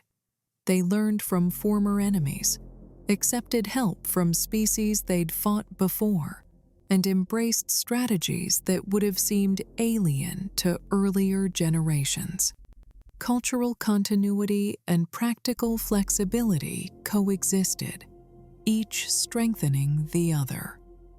Perhaps most importantly, the Turians show us what it looks like to carry heavy burdens without complaint. Primarch Victus losing his son and continuing to lead. Garrus struggling with the tension between duty and justice without abandoning either. Entire legions sacrificing themselves to buy time for civilians to evacuate. These aren't superhuman acts of martyrdom. They're examples of people, admittedly fictional people, but still recognizable as people, doing what their culture taught them was simply expected. The ordinariness of extraordinary sacrifice in Turian culture is both inspiring and sobering. It suggests that heroism isn't about exceptional individuals rising above their conditioning. It's about cultures that condition people to embrace sacrifice as ordinary expectation. The Turians aren't heroes because they're special. They're heroes because their culture made heroism normal. This raises questions about our own cultures. What values do we instill in the next generation? What expectations do we set for civic participation and mutual obligation? Have we created societies where people understand viscerally that their comfortable lives depend on others' sacrifice? Or have we enabled a kind of civic weightlessness where people drift through life, never confronting what civilization costs? The Turians can't answer these questions for us. They're fictional constructs, useful for exploring ideas, but not blueprints for real societies. But they can prompt us to think more carefully about duty, about sacrifice, about the relationship between individual and collective, about what we're willing to give up and what we're willing to defend. As we close this exploration, I want to thank you for joining me on this journey through Turian culture and history. If you enjoyed this deep dive into the Mass Effect universe, please hit that like button and subscribe to the channel. Your support makes these long-form explorations possible and tells me that you value this kind of detailed analysis. Drop a comment letting me know what you found most interesting or what other topics from science fiction you'd like to see explored. The Turians will continue defending Citadel space, holding the line against whatever threats emerge in the post-Reaper galaxy. Their legions will train new recruits, teaching them the lessons accumulated over 15,000 years. Their facial markings will connect each new generation to their heritage and homeworlds, and their commitment to duty, to service, to something larger than themselves will endure as long as their civilization exists. We can learn from that commitment, even as we maintain our own cultural values and priorities. We can recognize that duty matters without demanding Turian levels of sacrifice. We can appreciate service without militarizing our societies. We can embrace collective responsibility without abandoning individual rights. The balance is delicate, constantly requiring adjustment and recalibration, but it's a balance worth seeking. The galaxy is vast and often hostile. Civilization is precious and fragile. Maintaining it requires people willing to stand watch, to make sacrifices, to put collective good ahead of personal comfort. The Turians understand this in their bones, in their metallic carapaces, in every fiber of their being.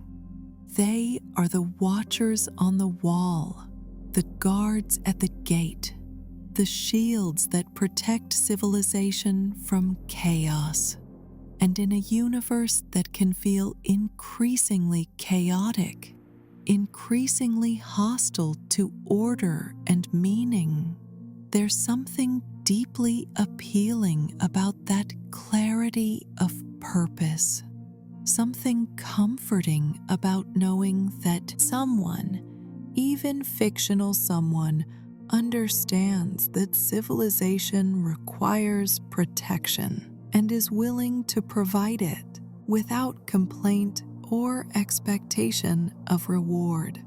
So here's to the Turians, to Palaven and its colonies, to the hierarchy and its 27 tiers, to generals and soldiers, to primarchs and privates, to everyone who understands that freedom isn't free, that civilization requires sacrifice, that some things are worth dying for. They may be fictional, but the principles they embody are timeless and true. Until next time, stay safe out there in the black, and remember, the mission comes first, but we all make it home together. Good night.